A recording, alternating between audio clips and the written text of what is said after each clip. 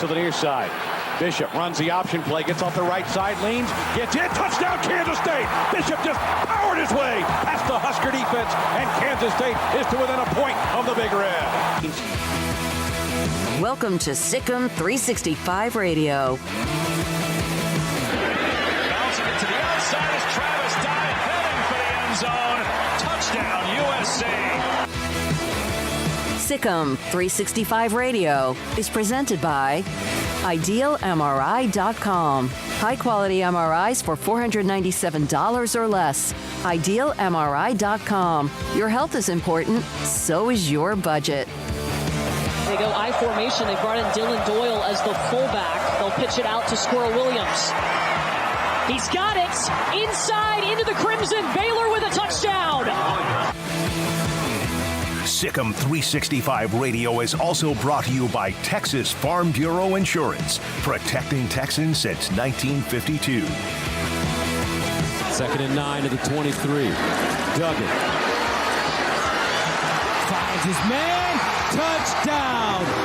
TCU. Davis again. Have you subscribed to our YouTube channel?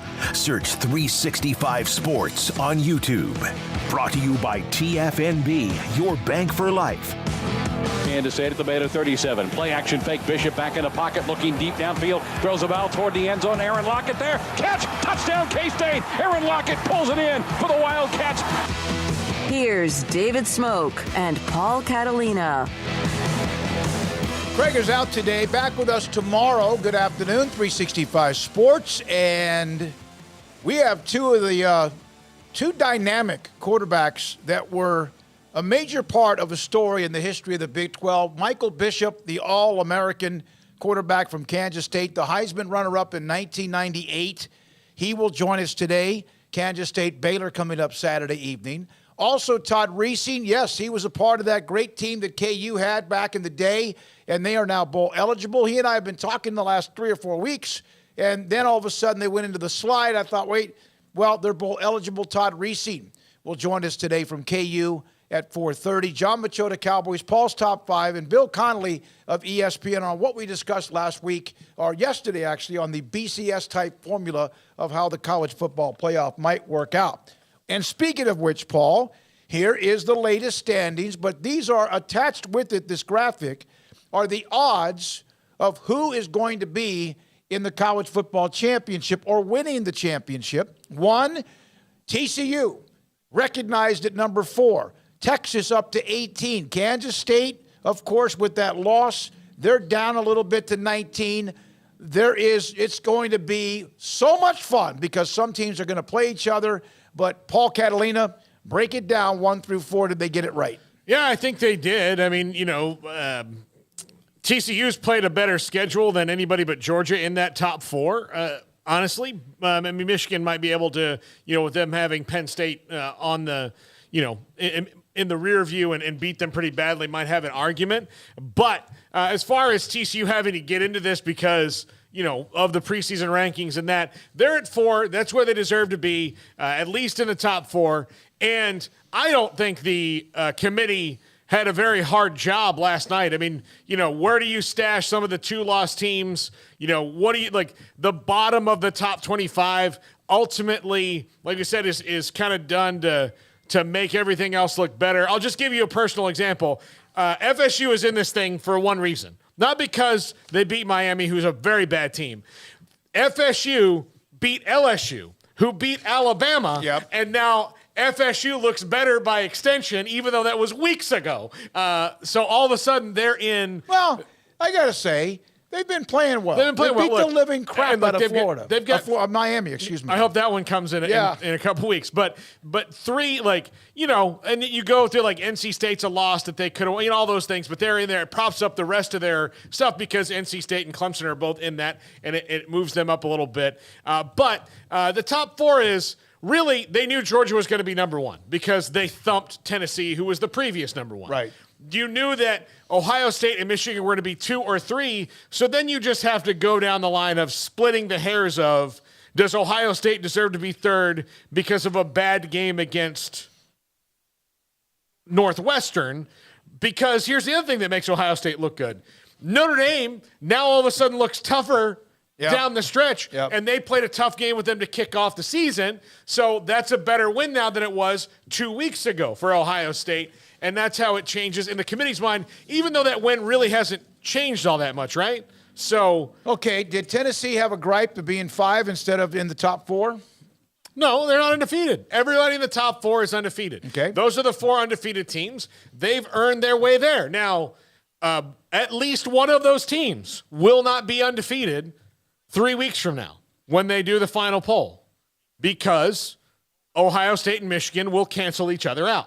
One will cancel. Well, they won't cancel each other out. One will cancel the other out of the top 4 of being undefeated. But at that point, it may not matter who wins that game because of, if one of them is knocked out of the Big Ten championship game and still sits there with 1 loss and things happen around them, they could wind up back in the playoff anyway because it's Ohio State and Michigan. Mm-hmm. So, TCU has a very easy task ahead of them. They just have to win out in the deepest conference in the country. And if they do, that means they'll beat a team ranked right now at 18. That means they'll beat a team that could still be alive for a Big 12 title in Baylor, if they were. And then they would also, at the end of the year, take care of their business, which they should. And if Baylor wins this week, they'll be at 20 to 25 range, you would think, in the BCS poll just based on who they've beaten and what's gone on. And then if they beat TCU, then that changes. But if you beat Baylor, will be ranked probably at least low at the bottom when they play them. Teams with the odds of winning it, Georgia minus 125 heavy favorite. And then if you look at it, there are only 13 of the 25 teams that have odds that they're going to win the national title, all the way down to where Utah is.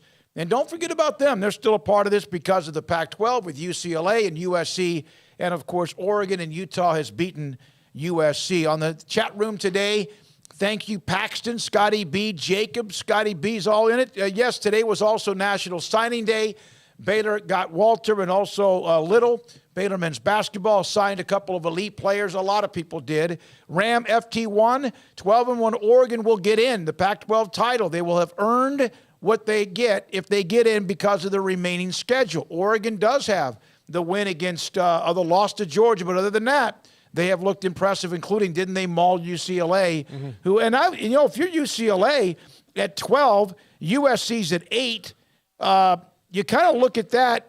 Maybe who they've beaten compared to who USC's beaten. But again, it's just an argument. They're all going to play each other. But you'll be able to, if you're UCLA, you'll be able to settle that here. Yeah, absolutely. In a week. Not this week, but next. So. Clinton Moses, no, Craig the Dragon, I'm out. See you tomorrow. Oh, no. I told Paul and I told Craig, and that also included me, that with our high school football coverage that wound down a couple of weeks ago, although I'm still doing the podcast and covering it, that everybody, if they wanted to just take a deep breath day, so to speak.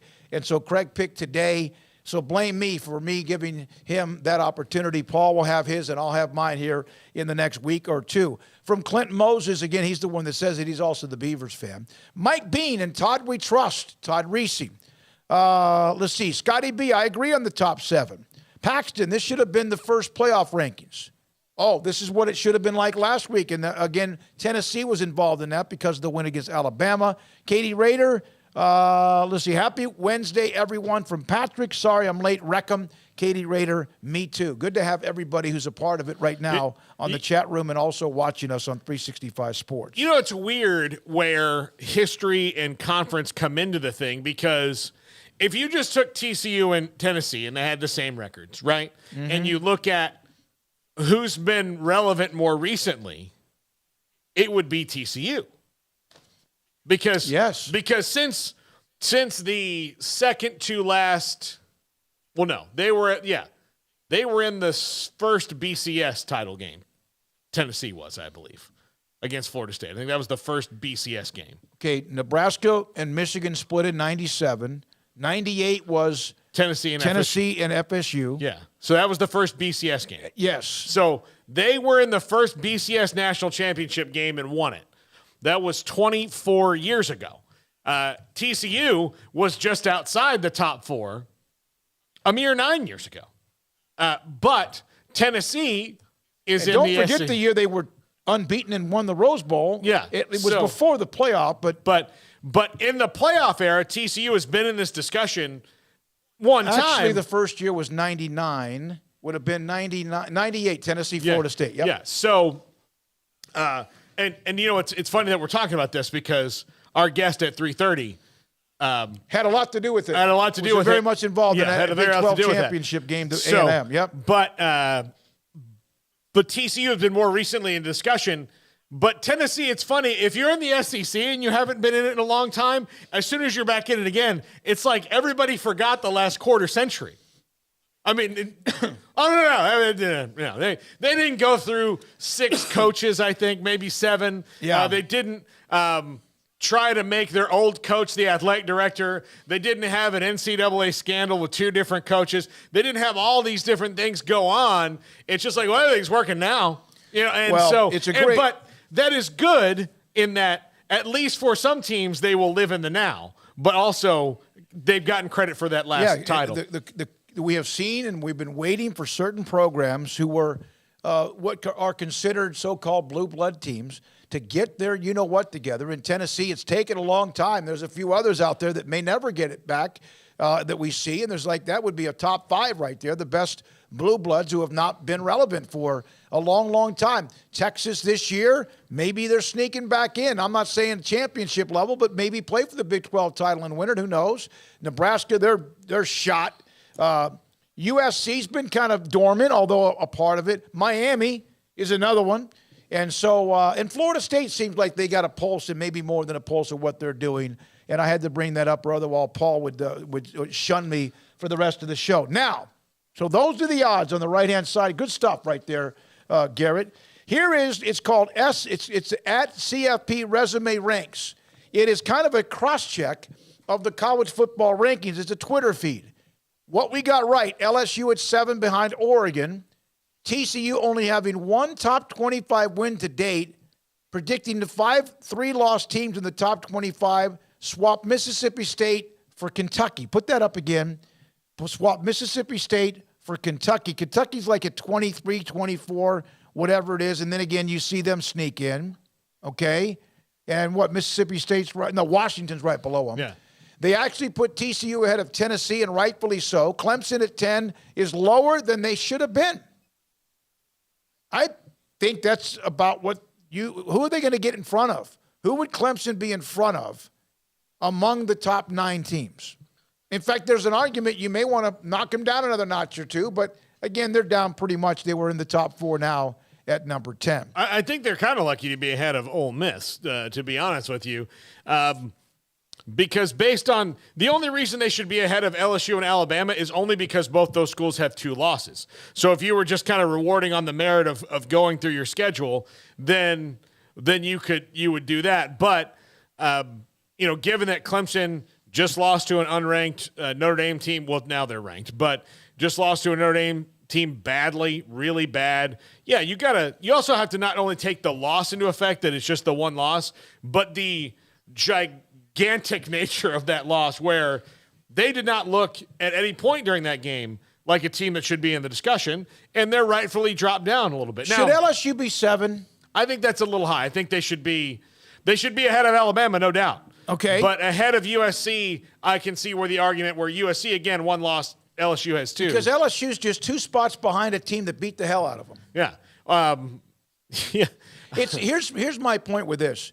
It will be interesting to see if, in fact, UT at home in Austin beats TCU this weekend.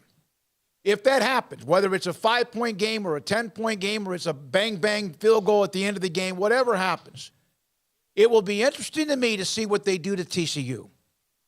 And what I mean by that is that it would not surprise me if Texas beats TCU, if TCU goes pop, gone. Like maybe down to 10 with Clemson. And yet again, with LSU, they have the great win against Alabama. They lost to Florida State. That's propping them up, by the way, Florida State being at 23. Don't think that's not a part of the discussion. And yet they were drilled by Tennessee. Now, they got the big win against Alabama. And then you start thinking about Alabama. And I love Nick Saban. I love what they've done. And it's like, wow. Tell me their most quality win. Tennessee's most quality win? Alabama. Alabama's most quality win? Texas. Okay. All right. Was that considered when they beat Texas a quality win? And is Texas any different ranking-wise now than they were when Alabama beat them in Austin? No. And this is, Alabama. It's not me complaining about where Alabama is. It's just me. There's certain things I see that's just because I'm a little bit strange. Well, and look, that's the argument for putting Clemson ahead of them, putting Ole Miss ahead of them, who they do play this week, putting UCLA ahead of them, because UCLA has quality wins on the schedule. And, so I know that they already had pushed LSU up a little bit so that Alabama would not drop that far. But the beneficiaries of this, and it's so weird to say, of LSU beating Alabama is not just LSU, it's Florida State. Because all of a sudden you go in like, well, they beat them early in the year. Yeah. If not for a fumble on the 1 yard, like it was a 1 point game. But if you really go into the thing, not for a fumble on the 1 yard line, might have beat them handily. Now, Alabama's played a lot of ranked teams. They did beat Texas when they were unranked in Austin. It was a classic game. They then they beat Arkansas, who at the time was ranked 20th by 23 points. They did struggle to beat an unranked A&M team that did win the game. And then the losses are by 3 and also by 1 on bang, last second, end of the game wins by Tennessee and LSU, both of them on the road. So those, I get that at number 6, and now LSU's already up to number 10, or is now ranked. At the time they were ranked number 10. So, and they have Ole Miss this week. And so, but it will be interesting to me that if, in fact, Texas beats TCU, and they're favored by, 5 or so, whatever the line is, where will TCU go if it's a 28-26 game? Well, it's a 34-30 game. Where will TCU drop compared to where they are now? And again, it's kind of we lost our minds last week. It's always the first one. You're like, oh, my God. But it starts to take care of itself, and people get a chance to play each other. We'll see what happens. Terry Smith, Bill O'Brien just isn't very good. Offense for the Tide. Thank you, Terry, for that. Roger the Dodger, UCLA at 12 is underrated. I did see Joel Klatt post up that he thought UCLA and USC should flip, that UCLA should be 8 or ahead. Wherever USC is, that UCLA has an argument to be ahead of the Trojans, who are a one-loss team too. Yeah, but whose loss is better? UCLA's. UCLA got beat up pretty good. Yeah. So USC lost in the last second. Dramatic game against Utah when they went for 2. And then they tried to get back down the field later on. It didn't work out. Rick Olson, Ducks will be hold on, I lost you for a second, Rick. Sorry well, and about look, that. part of that is, UCLA, you mentioned it, UCLA's losses was really, like, Oregon completely controlled that game. Them, yeah. Chris Nelson, they're going to drop TCU like a rock if they lose. Alabama, Paxton should not be in the top 10. John Voss, Tennessee, he wants to say Tennessee. Rick Olson, Ducks will kick the puppies this Saturday. And then also, Rogers, the best win Alabama has is a win against a 3-loss team, a team that gets a lot of credit in the College Football Index, which Bill Connolly will join us at 4. They really love Texas when it comes to analytics and all that kind of stuff. But, yeah, it's a 3-loss Texas team that's Alabama's best win. Although, because Arkansas is okay now. They beat Mississippi State, who's kind of – it's just, for example, you look at the top 10. SEC, this is not an anti- or Pac-12 or Big Ten or whatever. SEC is 1, 5, 7, 9, 11. And then you got to go down a little bit when you get to Kentucky at 24. Now, the Big Ten is Ohio State, Michigan, 2 and 3. Then there's Penn State's 14. The ACC, Clemson 10. Boy, that really hurt the ACC. Florida, North Carolina 15. NC State 16. I didn't mention Illinois, by the way, 21 in the Big Ten. And then Florida State at 23. The Pac-12, I'm telling you, this has been a good year for them. You have Oregon 6, USC 8, UCLA 12, Utah 13, and then you also have, near the bottom of it, Washington at 25. It's been a good year for the Pac-12, with the Big 12 has TCU at 4. They have Texas and then Kansas State at 18, and then also 19. Look, the three forgotten leagues of the Power 5 are the ones who week in and week out really can have the better games. Because the ACC, at least on one side of it. Now, North Carolina's kind of running away with their part of it. And Clemson, look, only has the one loss to Notre Dame. So they're undefeated in the ACC this year. But when you look, Louisville's starting to play better. And Wake Forest is good. NC State's good. FSU's good. So and those games were all, for the most part, pretty close with each other, save for that Louisville-Wake Forest game, which was one of the weirdest third quarters in the history of third quarters. But all of them were well contested, not unlike the Big 12. The Pac-12, look, has good teams. Now, all of them have not played each other yet. And Louisville 6-3. Yeah, Louisville 6-3. Yeah, so they started to play better. Yeah, so, Pitt could be better, I think. I think that would be good. But Syracuse, a huge surprise. Even though it looks like right now they're going to finish 7-5 after starting 6-0. But you know what? Would you? If I told you Syracuse is going to finish 7-5 before the year, you probably have been like, well, what 7 are they going to win?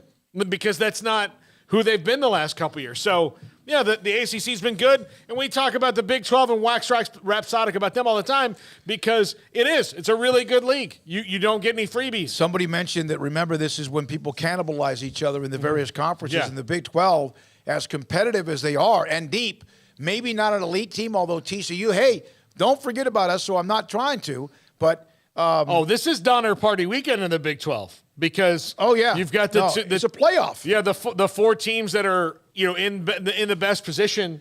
If TCU beats Texas, UT will have 3 losses in the conference. And the way things are, God knows what's going to happen. If Baylor or Kansas State, whoever wins that game, they will still be alive. The loser then is going to be in trouble because there's a tiebreaker with one of the teams that just beat them. And then again, there's a couple of other teams that have kind of they're in it, but they're mathematically in trouble with Oklahoma State and Kansas. But think about this. So say TCU beats Texas and then Texas wins out.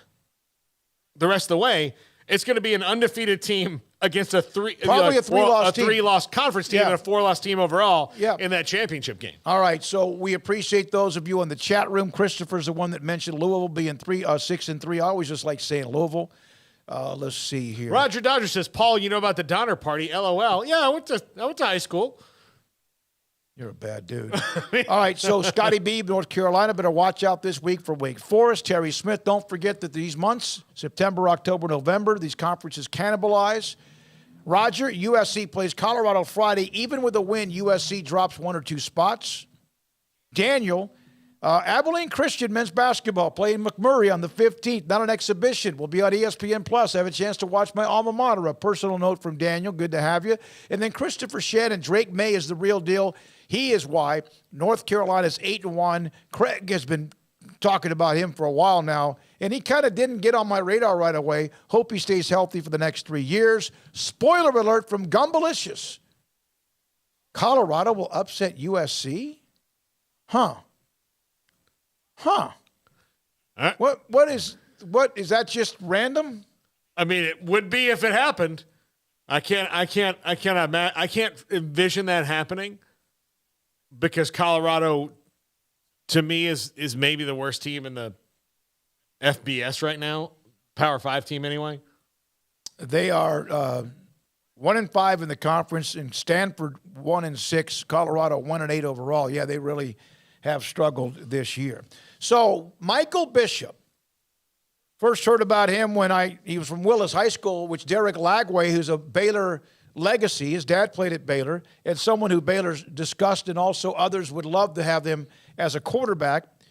He shows up at Blinn College in Brenham, Texas. I covered junior college Region 14 basketball and also the JUCO League in Texas, which is part of Oklahoma. And, man, I saw him the first time. I saw Cam Newton when he was at Blinn. So think about Blinn. Now, Tyler in Trinity Valley and Kilgore and Navarro. Navarro, of course, has had great runs. But think about Blinn has had Cam Newton and Michael Bishop. Mm-hmm. Yeah. And Michael Bishop is going to join us here momentarily on 365 Sports. I also want to bring this up, and then we have to break. Our interview yesterday with Mack Rhodes. Whoa. There are some people who don't understand the attendance issues that Baylor has, and then there's a lot of people that defend the reasons for them having issues with their attendance. And there is a thread on 365, Sikkim365.com. It's in the premium section, and it goes every direction, like a spider web. You know how a spider web goes like this, boom, boom, boom. There is a thread that is like, I don't know if anyone's attacking anybody, but there are comments about, one, the Baylor base of fans. Part of it's the enrollment. It's a bigger enrollment than most every private school. But think about Notre Dame. Of course, they have the huge base of fans, or TCU, which is a smaller school, much smaller school. A lot of it is some people are still mad about the decision when it came to tailgating.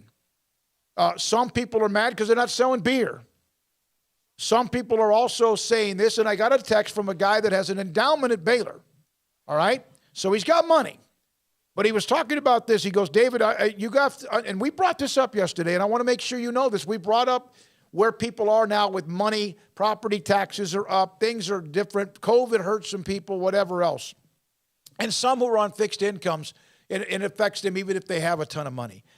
But you come to Baylor, you go to a game, let's say it's for a family of four, and whatever the tickets are, 50, 75, I don't even know. Because, again, we don't have to buy tickets, although I did buy two for Jennifer, for her, and she and Daniel to come watch the game this weekend. Hotel rooms, a lot of times they want you to book 2 nights. That's the case with a lot of events. Hotel rooms in Waco, there's more now than I've ever thought there would ever be in the history of the city because of the tourism. But there are some people that wanted me to say, and to, also kind of to Mac, hey, wait a minute. The problem is there's not enough of the outside fan base that – when they had the great run in the early parts of the 2000, a Heisman Trophy winning quarterback, and of course a team that was delicious to watch because they were so, I mean, it was almost, it become semi-cult. And that it attracted what otherwise might have been fans of other schools, whether it's Texas or A&M, which is a big, huge pocket of them in Waco. They kind of turned that corner with that. And then after the Briles era ended, some became disenchanted. But I still want to say this. I could see where maybe with the text I got that he can't afford it. He has an endowment at Baylor, but it's got a little bit much for him. My problem is this is a city of 40,000 people. I don't think, are tickets that high? No, I think here's the thing. And there's some mad because the Bear Foundation raised their prices for season tickets or whatever it was to be a part of the Bear Foundation, which we'll ask Mac about next week, and some of them got a little bit upset about that. There's a lot of reasons. So here's my only bellwether for whether you should go to a game or not is this. Is your team trying to win actively? Whether they are or not, as long as you can see that they're trying to put effort forth and they're being competitive with the rest of their league, and you can afford it. Those two things. And one of those is obviously more important than the other because if you can't afford it, no matter how much the team is, you're not going to go.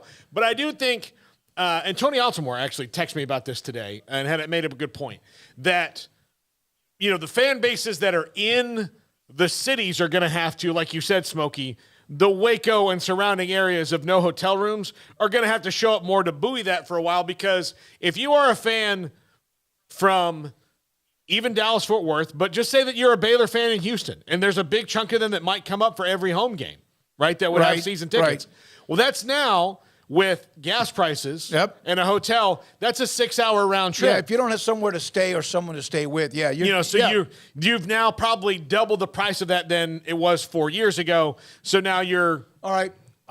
But I want to say this, and I know I'm going to get blasted for this, and it's not intentionally saying something to get blasted.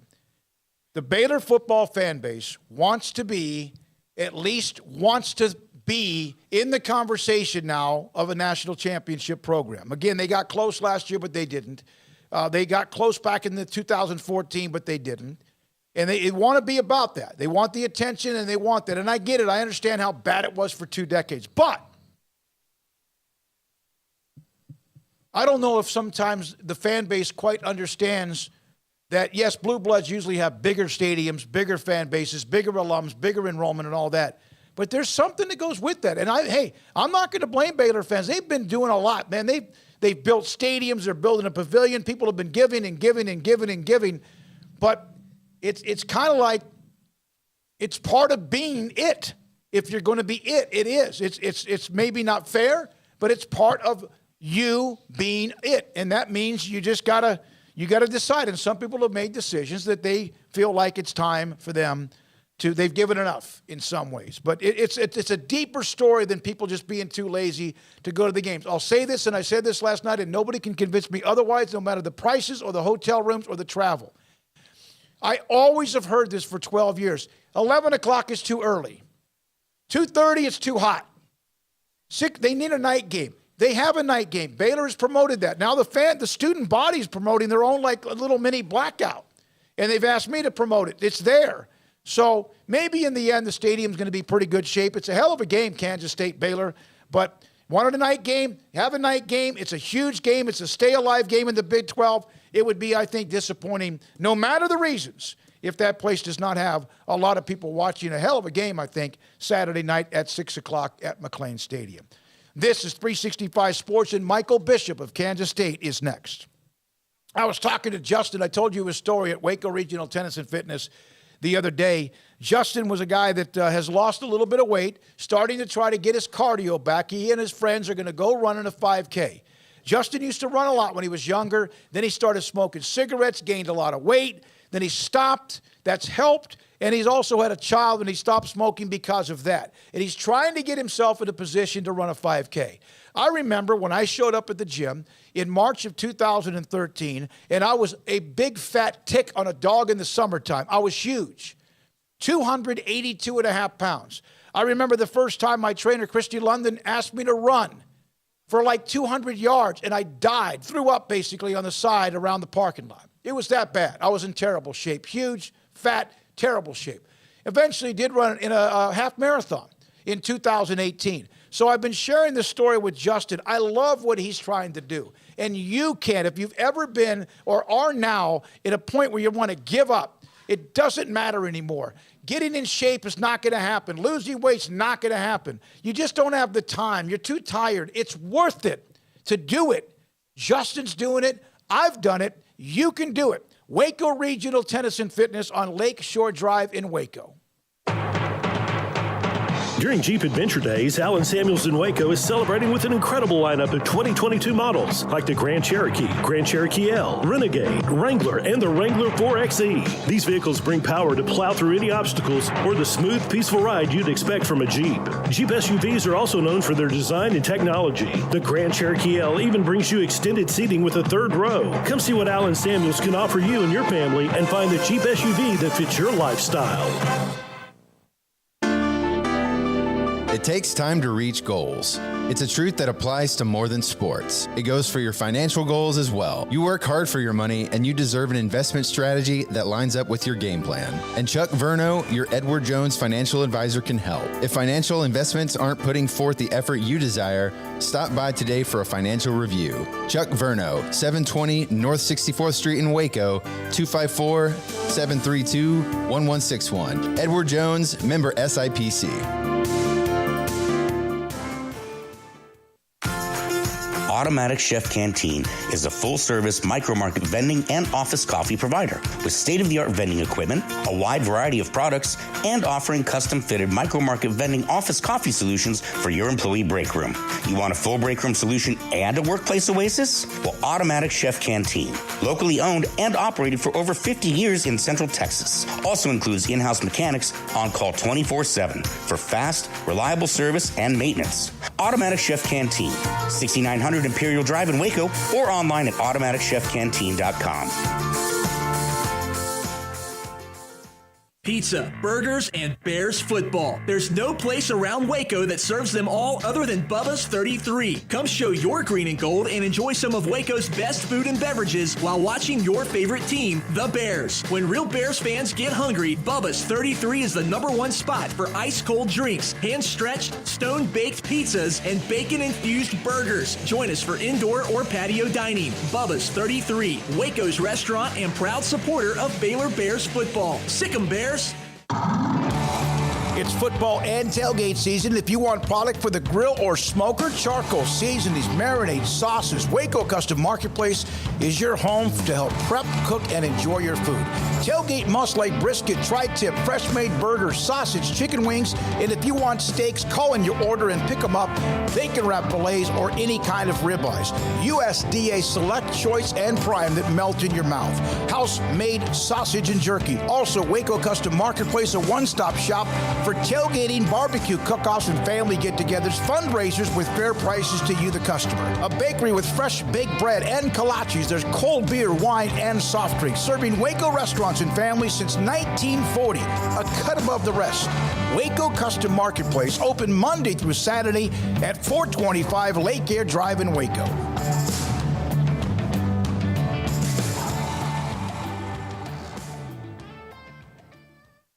In Texas, there's pea-size hail and baseball-size hail. Guess which one hit our house? We didn't even know where to begin, but we called our Texas Farm Bureau insurance agent, and he was so reassuring. He knew exactly what to do to get our house back into shape and our lives back to normal. Now, we're even more thankful for the roof over our heads. Stop by and see our agents at one of our 3 McLennan County locations. Coverage and discounts are subject to qualifications and policy terms and may vary by situation. Welcome back to Sikkim 365 Radio. The 3 o'clock hour is sponsored by Waco Custom Marketplace. Meats, sweets, Texas treats, and a cut above the rest. 425 Lake Air Drive, Waco. Couple of college football notes as we get in touch with former Kansas State star, quarterback Michael Bishop. Coastal Carolina got a negative shot today. Grayson McCall out for the rest of the year. He is a very elite player in the group of 5, and I don't even like to say that, or the non-power 5. It's a Coastal Carolina. They're really good. His timeline is 3 to 6 weeks, which rules out the team's last 3 regular season games and even any kind of possible bowl game or whoever they play and win. Redshirt junior, 2-time Sun Belt Player of the Year, injured his foot during the second half in the win against Appalachian State. Since he became the starter at Coastal Carolina, he is 28-3, 70% completion, nearly 7,700 yards, 74 touchdowns, and only 7 interceptions. Garrett, you've seen him and watched him play. He's also rushed for 15 touchdowns in his career. Yeah, he's a really solid player. He's everything that Coastal Carolina, everything they do offensively runs through Grayson. He's had a really great season building off of last year as well. And, you really hate to see a situation like this unfold. Hopefully he can get healthy soon and be prepared when they make it to a bowl game. Last year set an FBS record, Grayson McCall, out for the next 3 to 6 weeks. Passing efficiency of 207.6 rating. Surpassing the record of Mac Jones in 2020 at Alabama. He's thrown for 2,300 yards, 21 touchdowns, 1 interception. What staggered me when I saw his stats was not the completion percentage of the yardage. Think about this, 74 touchdowns and has thrown just 7 interceptions. Just 7 interceptions. And so Grayson McCall out for the next 3 to 6 weeks, and most likely puts even the bowl game for Coastal Carolina in jeopardy. They will play against Southern Miss. Bryce Carpenter or Jarrett Guest will be the quarterbacks for Coastal Carolina. That decision will be made at some point. Probably even rotate the two. Coastal Carolina 8-1, Southern Miss 5-4. I did see this note as well. Where did I go? Nebraska suspended a defensive back for a DUI suspicion charge, and good. He is, I don't know if it's probably just a game. They play Michigan. I mean, will Nebraska score in that game? Will they actually score against Michigan in that game. They had 10 points early against Minnesota, scored 13 overall. I wonder if they'll even score points against the Wolverines coming up on Saturday. All right, we are having trouble tracking down Michael Bishop, but we'll get him. Let's take a break right here, in fact, Grayson. Garrett. We'll take a break here. We have Todd Racing, former Kansas star, Bill Connolly, ESPN, on a lot of the data and how he thinks the top whatever rankings should be done. We'll have that and more. This is 365 Sports. I mentioned a minute ago, Baylor Saturday night at home against Kansas State, 6 o'clock, tailgating. That has been one of the things out there where people are either happy or not. You can be happy, though, no matter what, if you go to Waco Custom Marketplace on Lake Air Drive in Waco and get the product that you want. You want beef, they have it. You want brisket, they have it. Tri-tip, they have it. If you want chicken wings, they have it. If you want any kind of pork for sausage, they have it. Chicken breast, if you want to do that. They have the charcoal and the pellet fuel, and they have seasonings and sauces and marinades and more. And Brian Bauer and the Bauer family have done a great job at Waco Custom Marketplace to become your tailgate headquarters. And they have specials all the time. In fact, of course, they have that steak box as well. $100 value in a steak. It only costs you $90. Waco Custom Marketplace, 425 Lake Air Drive in Waco. They are your hometown grocery store and your tailgate headquarters for Baylor and Kansas State in any game at McLean Stadium. Speaking of Kansas State, we're now joined by K-State, former K-State quarterback and star Michael Bishop. Also was at Blinn College in Brenham. He joins us on 365 Sports. Michael, it is great to have you on the show. How are you doing, sir? I'm doing great. 365 Sports. I'm doing great. Ready to see a good Wildcat victory if that may happen. Well, yeah, it's been a good year. Now, obviously, the loss last week was tough to deal with. They didn't have enough early and eventually tried to come back. But what are your thoughts about who they are, the way they had to change quarterbacks because of Martinez's injury? Your thoughts about K-State this year? Well, my thoughts about K-State this year is that, we year in and year out, teams have new players, they have old players, they have players that have been around the program who decide to finally make plays and show up. I think with K-State right now, they have all the talent. They have all the key pieces that they need in order to be successful. They played some great games. They played some not so great games. It's just a matter of what team shows up. It's a matter of what attitude shows up. It's a matter of what, demeanor, the way you carry yourself on the field, all the field issues, all that takes place before you get lined up on Saturday nights, Saturday evenings, and Saturday mornings to play football. But I definitely think that, with the core unit that they have, there's opportunities for them to be great. And there's an opportunity this weekend to be great and continue to have great success. Chris Kleiman seems like the perfect kind of successor for the program, for Bill Snyder, that he really, really matches the attitude of the university. Do you feel that way? I definitely feel that, with his history and where he's been, he's been around some great players, he's been around a great coaching staff. But we all know as players that it starts at the top. When you have success that he's had when he was at North Dakota and things of that nature, he brought that in with winning history, winning tradition. So, K-State in my opinion, has always been a team that's always been right at the bubble. And, a play here, play there keeps him from having a great season. But I definitely think from me being around him and the times I've met him and hung out and talked with him, to me, he's a great guy to play for. He's a great coach. He's a player's coach. He gives you everything you need. And at the end of the day, it doesn't, to me, it matters, but the game is won between the lines. So, you can coach them up all week, but those young men, those young student athletes, they got to go out there with a mind frame that I am the best. I'm going to beat this man that's in front of me every single play. And when you don't have that clear mind frame, then you lose one or two. And then all of a sudden it's 3rd and 6, or you give up a first down. If it's 4th and forever, 3rd and forever, you give up first down from lack of concentration. But I think that he right at this point, since he's been there, he's been doing a great job. They're winning games.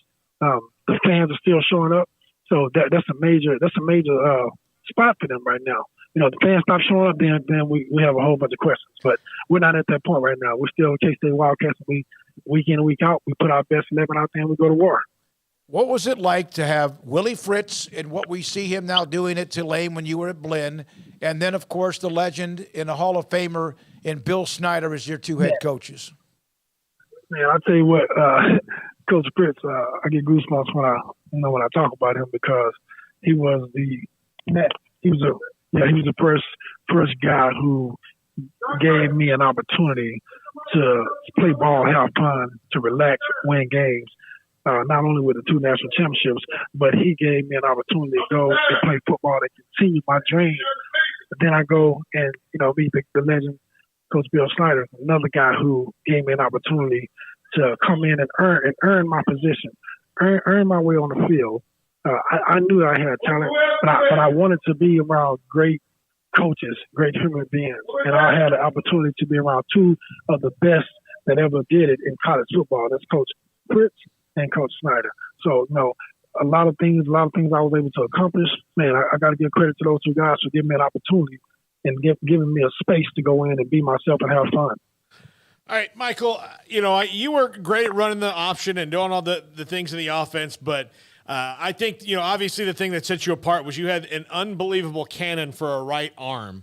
If you were standing at your peak on the goal line, no wind, normal, beautiful weather conditions, where's that ball going to land if you just chucked it?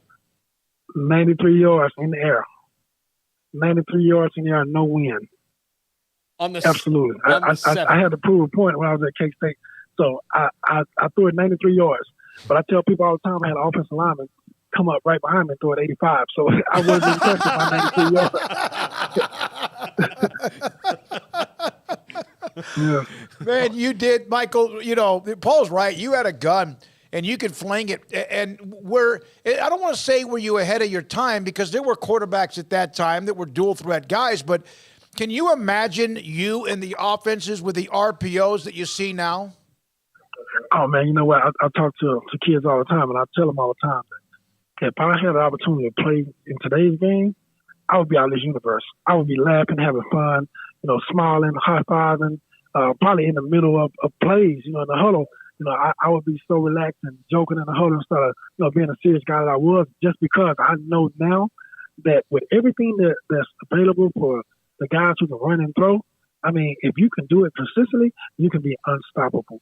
And there's a lot of guys in the league now, both college and NFL. Once they're on their game and the game is built around them, those guys are doing tremendous things. You see it week in, week out. And it's just to the point now where you see it on Sundays in some organizations. Do you think that because it appears to me, if you look around the league, like there's Lamar Jackson, Justin Fields, Jalen Hurts, all guys who Kyler Murray all have that dual threat ability. Coaches, when you came out, kind of wanted every quarterback to be something. And if you could run, right, that was just a bonus. But you had to be something else, and the running didn't matter. Now, does it appear that coaches are like, we've got an athlete, let's build the offense around him, as opposed to trying to make him something that he's not? Well, at the college level, I say every college coach that has an athlete like that plays quarterback, they love it. At the NFL level, we still have organizations where they want the 6'5", 6'8", 235, 240 guy to drop back and throw it. And like I said, if he can run a little bit, that's a plus for him. But the game has changed. The atmosphere has changed. The generations have changed. These athletes are built different nowadays. You don't have to be, Kyler Murray. You don't have to be 6'3", 6'4" to play QB anymore. If you can run and throw, you can make great decisions, then you're giving your team an opportunity to win ball games. And I think at this time, in this day and age now, I think that the future of the NFL, I think maybe 17, 18 of those teams are going to be looking for a playmaker, because when it all breaks down, and if you don't have that guy that can extend the play, then you got to have a great field goal kicker. You got to have a great punter, and I think everybody at that next level, punters and kickers, they understand that. So they're at some point, you're going to get to a situation where it's like, hey, okay, it's a 30-yard field goal. Oh, but they're going for it because you have this guy that can run and throw. So I definitely think the future is heading in that direction. And for the guys who are just straight drop back, they're going to have to, find another energy for their game, because at some time you're going to have to run and get that first down. It's going to be some tough yardage, But a lot of people say that, quarterbacks like that don't really last because they take hits. But we're built for this. We take hits and we get up and we keep going. We're the leaders of the football team. Michael, there's a lot of comments in our chat room. People are thrilled to have you on. We have Kansas State fans who also, and other fans of the Big 12 and around the country, from Deviled Frog. Mike set the mold for VY, Vince Young, Cam Newton, Lamar Jackson, big mobile quarterbacks. In fact, when was that when I saw you and Vince Young together on the field? Was it before a game? What was that? Yes, that was K-State versus LSU bowl game. And so we had an opportunity to meet each other and have a little fun. Vince got the better receiver at the time, so it was a throwing competition. So he ended up beating me out, but it wasn't on my part. I had my receiver drop a couple passes, but it was fun. I got a chance to visit with him. We talked. I met his kids, and we talked about football. We talked about both our careers. We talked about the things that we both went through. For me, like I say, when you meet another guy that can do what you've done your whole life and did it at a high level, it speaks volumes. And I got a lot of respect for Vince. I got a lot of respect for his career. We talked a little bit about his career and the things that he went through. Mm-hmm. And, but at the end of the day, he had an opportunity. And a lot of us don't get an opportunity. So, I told him, I look up to him for the simple fact that he had opportunity to go out there on Sundays and get a great opportunity to play.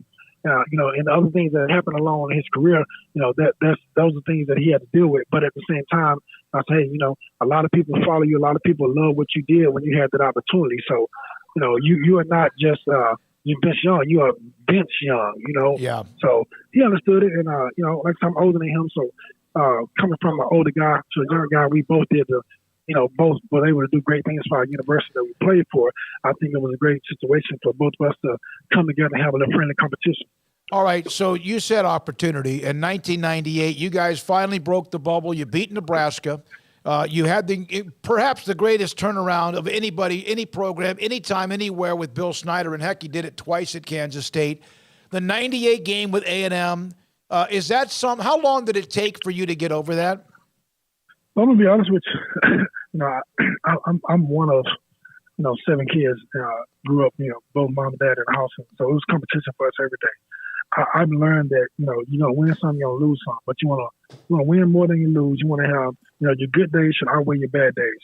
So for me, at that moment, I was upset for that moment mm-hmm. because I knew that we were blessed to be in that situation. I definitely think that, we got off the gas. We gave them a break because the normal K-State team, we're trying to score 70 points.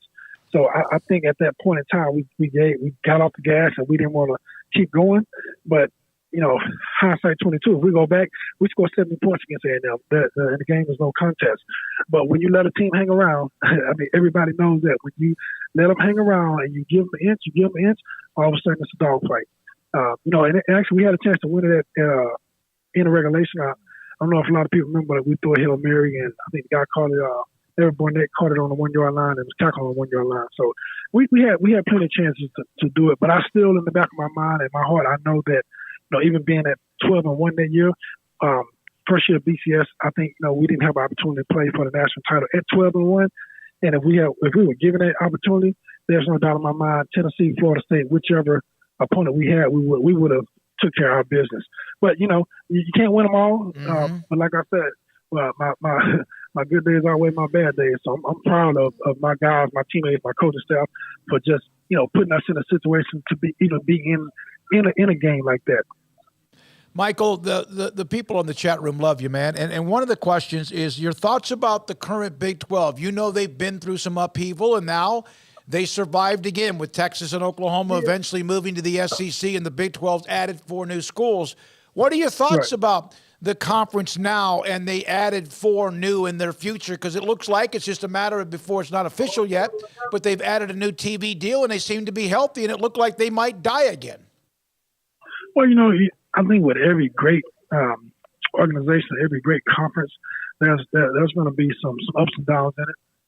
With the Big 12, I'm part of the Big 12, so I'm always fighting for the Big 12. I always speak highly of the Big 12 because I had an opportunity to play for the Big 12.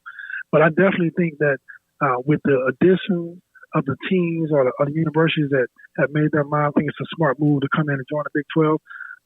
For me, the Big 12 is one of the toughest conferences, and to me, it still is one of the toughest conferences to this day. I definitely think the future-wise is big. You got the deal that they just signed, and there's going to be plenty of other deals that come along. Big 12 is great football. There's great student athletes. There's great universities. There's no reason in the world for, if I had students and I had to pick a university, I'm sending them to the Big 12 because I know you're going to get a great education, number one. You're going to have some great football, and you're going to have opportunity to play in front of some of the greatest fans in America. That's what it's all about.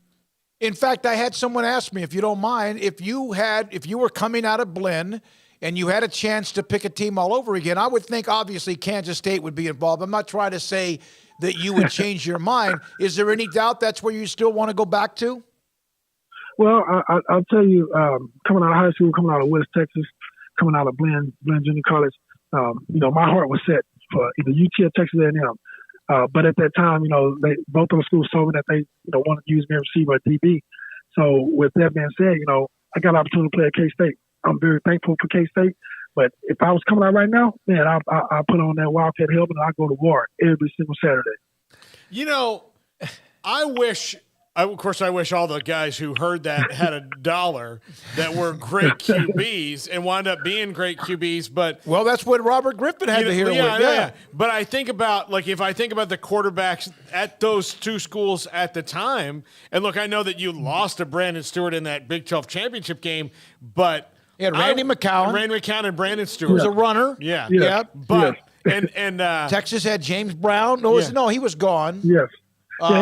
James Brown he was at Texas my junior year at K-State, but he was gone my senior year. Okay, so, and I know he had the big win against Nebraska, but I'm just saying, hindsight being 2020, that's a whiff from RC and Makovic there. That's why might have cost Makovic his job. Yeah. But I tell you what, when my junior year we played A&M, we beat them in Manhattan, and then my senior year, of course, Big 12 championship. But I will say this: I respect RC Slocum because he came and he apologized to me for not giving me an opportunity to play quarterback for Texas A&M.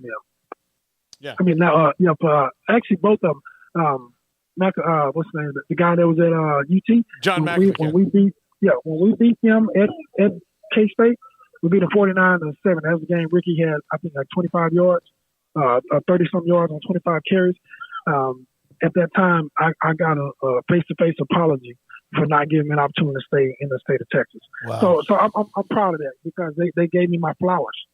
Mm-hmm. You won national titles, plural, at Blinn with Coach Fritz. You talked about what he meant to you.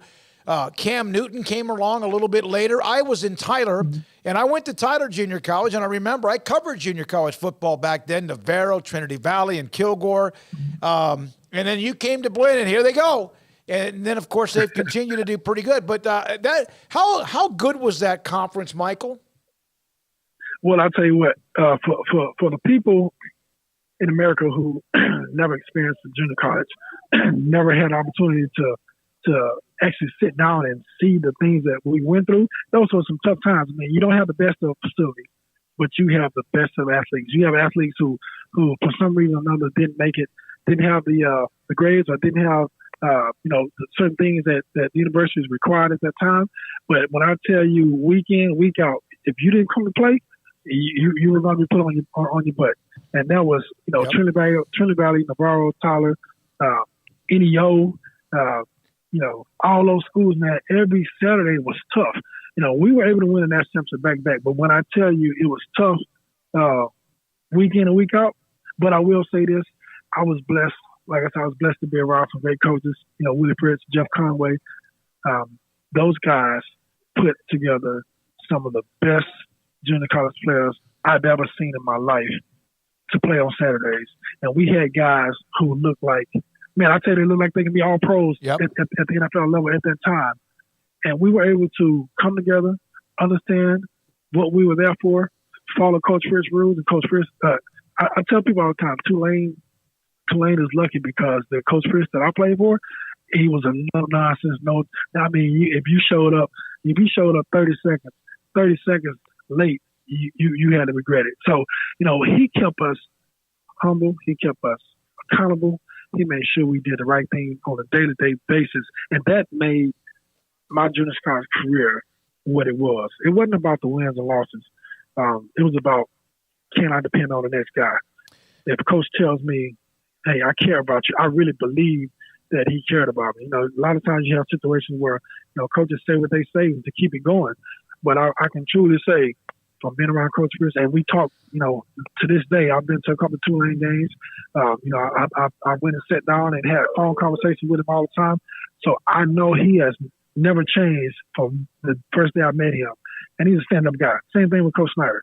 But that junior college level, man, it's a heck of a level. And you got to be hungry. You got to love football if you have to go to JUCO route, because it will bring the dog out of you.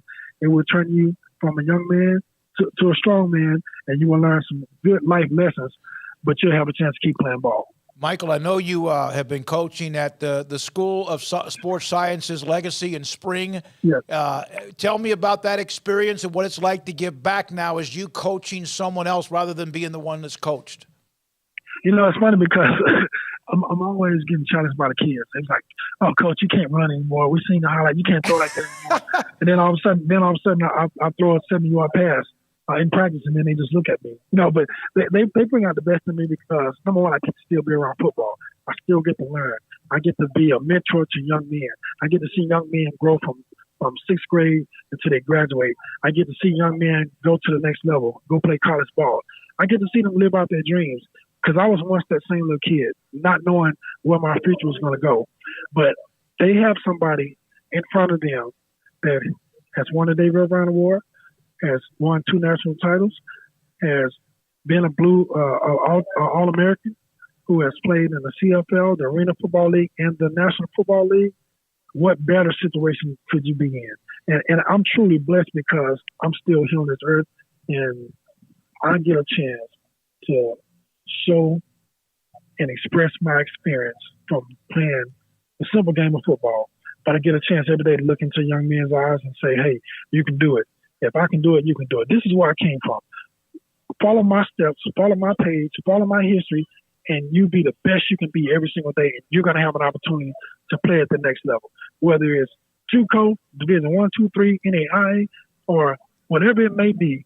I'm going to make sure that I give you everything that I have in my body, mind, and soul to make sure that you understand you got a chance to go play. Michael, my last question for you, and you've given us more time than I asked for, and my God, it's been fantastic, and our audience has loved it. Every day on your Twitter feed, you have some sort of image or graphic, one day at a time, whatever day it is, 300, whatever it is right now. Is that something you had done before, or was that something you started to do in 2022? I started doing 2022, and today is 3/12, and I'm going to make a post in a little bit for today. But I started doing that for the simple fact that I was talking to one of my students, and he was saying, "Coach, what makes you go every day?" Because how do you get yourself together to go coach football now? You're not playing anymore.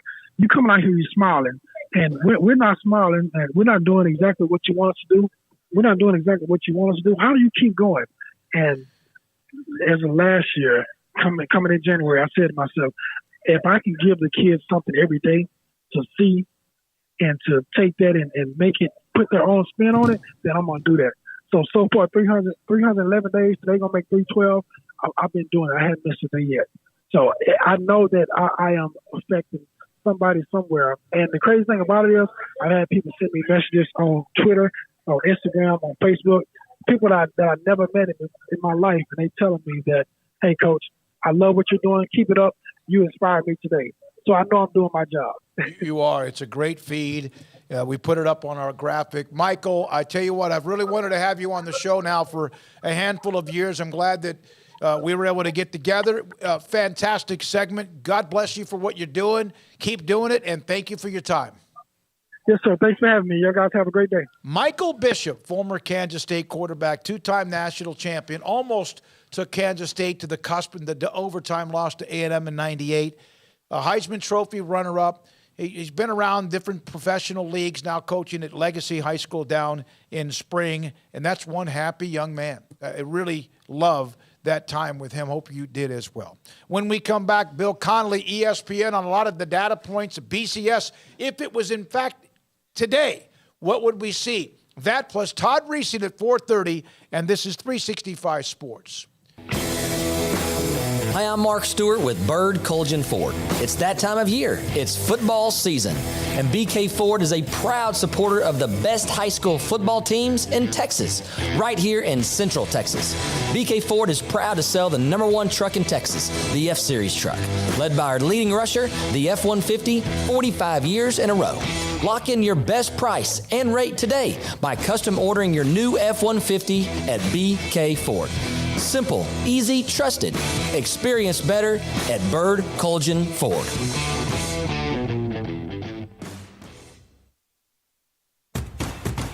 Hey, this is Bryce Petty, former starting quarterback and two-time Big 12 champion, and I know firsthand the importance of being in top shape both on and off the field. So listen up, men. If you're feeling beat down day in and day out and looking for that high-performance edge that separates the men from the boys, then look no further than the Petty Clinic Low T in Waco. Petty Clinic is a comprehensive men's healthcare clinic with an atmosphere catering to men. Board-certified Dr. Kent Petty has a special interest in offering the highest quality medical care to men of all ages. Some of the services offered include screening and treatment for low testosterone or thyroid, infertility, high blood pressure, diabetes, high cholesterol, sleep apnea, while offering comprehensive wellness exams and complete men's health lab panels. High performance men, remember, it's not just a Petty thing. This is Bryce Petty, encouraging you to reach out and Google search Petty Clinic Low T or go to pettycliniclowt.com and get your complimentary lab screening today.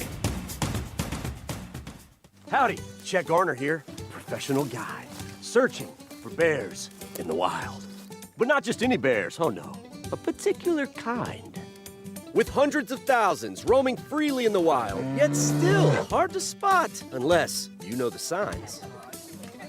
There they are, Baylor bears. If you're a bear enthusiast or even a bear yourself, join me and let's find some bears in the wild. Join the expedition at baylor.edu/alumni. At Ideal MRI, we feel blessed to be a part of the Waco community. We're a small family business right here in Central Texas, and our goal is to bring down the cost of healthcare while maintaining high quality. At times like this, the cost of healthcare has never been more important, and unfortunately, significant illnesses and injuries still occur. That's why Ideal MRI is open and here to serve you through the difficult time. We offer premium MRIs just like a hospital with state-of-the-art technology and specialists, but you'll pay less. Sometimes thousands of dollars less, whether you're using insurance or not. At Ideal MRI, we accept most insurance and there are no hidden costs, even offering financing if that's needed. Everything included in the price, and you'll not get something as a surprise in the mail later on. If you need an MRI, ask your doctor about Ideal MRI. They'll know. You can schedule an appointment safely from home online in minutes at idealmri.com or give us a call, 833-IDEAL-MRI, idealmri.com. From the first workout to the last practice, sports is an incredible challenge. Hi, this is Dan Ingham with the First National Bank of Central Texas, and we're proud to support each athlete, every parent, and our educators. From families, small businesses, to the biggest industry, we're here to help. With remarkable products like First Free Checking, we've got banking ideas that fuel big dreams. The First National Bank of Central Texas. Familiar faces making local decisions. Member FDIC, Equal Housing Lender. This is Sikkim 365 Radio. Text us at 254-339-1122. The Sikkim 365 Radio text line is sponsored by Riverbend Liquor and Wine, with the most extensive variety of craft beer in Waco. A hidden gem on Lakeshore Drive and 19th Street. If you look at Bill Connolly's Twitter feed, at ESPN_Bill C, ESPN writer, professional nerd, SP+, author of 2 books, Study Hall and the 50 Best, college football, soccer, tennis, Puma addiction. I love that logo that Puma has. Bill Connolly joins us, ESPN. What was it like to write a couple of books? I want to get into the data in your story yesterday, but what was that like? Is that something you're going to do again? Probably. The writing process is just kind of fun. I mean, it's, you're at different stage, different amounts of time. I'm used to writing everything pretty fast in a given week because I got to move on to the next piece. But being able to stew on things a little bit was a fun experience. Everything that happens when you're done writing stinks, and I hate it, and it's no fun at all. And I'm not good at promoting myself or anything like that. But the actual writing part is pretty fun. So college football's second week of the standings came out, the playoffs for, again, the 4 teams. We'll see expansion here sometime soon, whenever that might be. And I got to tell you, I liked the BCS the way it was set up. It wasn't always the right way or perhaps the fair way, or some people didn't like it at all. But it at least to me took some of that human opinion and or perhaps bias out of it. If in fact, so tell everybody what you've done here with the kind of bringing in all the different data, analytics, the BCS and more. Yeah, basically, I have my own SP Plus ratings, which are a power rating and a predictive thing. So it doesn't really translate to if I wanted to rank playoff teams with it or whatever. Alabama is still like 4th or something. I wouldn't have Alabama 4th in the playoff right now. But I've tinkered with a resume tool, and ESPN's Stats and Info Group has a good resume tool. And I sort of realized when I was putting together a playoff opinion piece that let's recreate the BCS formula with the tools we currently have. So took a poll average like what they did back in the day and used both the power ratings and then also the resume ratings to kind of combine that best versus most deserving piece and spit out rankings that actually top 9 in my little formula were the same as what we saw last night, which I thought was pretty cool. Bill, do you think this is something that they should do when they go to 12 to make some sense of, especially what's going to be 6 at-large teams? I mean, I certainly wouldn't mind it. I do, I've seen the dashboard that the committee members get to work with, and it's fine. There's a lot there. But I like the element of, let's not pretend that you can come up with a perfect power rating in your own head as you're voting for these teams with all these different factors. Being able to lean on some really, really quality ratings of different kinds. That was never the problem with the BCS to me. I always hated, number one, I just hated, the BCS could only pick 2 teams. That was the biggest problem with the BCS, was that there are a lot of times there are going to be 3 or 4 deserving teams and somebody would get left out. But the formula aspect, I wish we wouldn't have changed the formula every time we disagreed with it, but it was still a good step in the right direction, I thought. So, if in fact they were to do that, let's say they make the decision to take whatever the committee does, which sometimes drives a lot of people crazy because of the narrative that changes, as you know, every week based on what they want probably to believe. That doesn't mean they aren't doing a good job. Jim Grove's a great friend of ours from the time he came to Baylor for the 1 year, among others, Gene Taylor. But if in fact they added whatever it is you're doing or what others are doing analytically, data-wise, whatever, how much of a percentage should that count?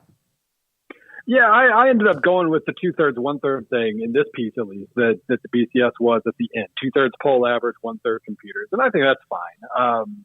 It keeps the human element front and center, but that 1/3 is a pretty big influence. And, if you wanted to do a little more in the computer's direction, I wouldn't mind. I thought looking at the results that it produced, going 2/3 and 1/3 still worked pretty well for me. Bill, I want to go back to what you said about the BCS. I think you kind of hit on something we've talked about. College football is really bad about hearing people going, we don't like the BCS because it's only 2 teams. And they hear, oh, we'll get rid of that robot then. And you're like, no. The robot is friendly. We like the robot. We just want you to give more teams. And right. Yeah, did they maybe not realize that they were onto something back then and just had to expand it out from there? Yeah, you do wonder, because I mean, and again, we saw the human influence part too. Every single time they tweaked the formula so many times through the years, and we'll keep using computer ratings, but we're going to get rid of margin of victory. We don't want anybody running up the score in college football. That's always been the craziest thing to me.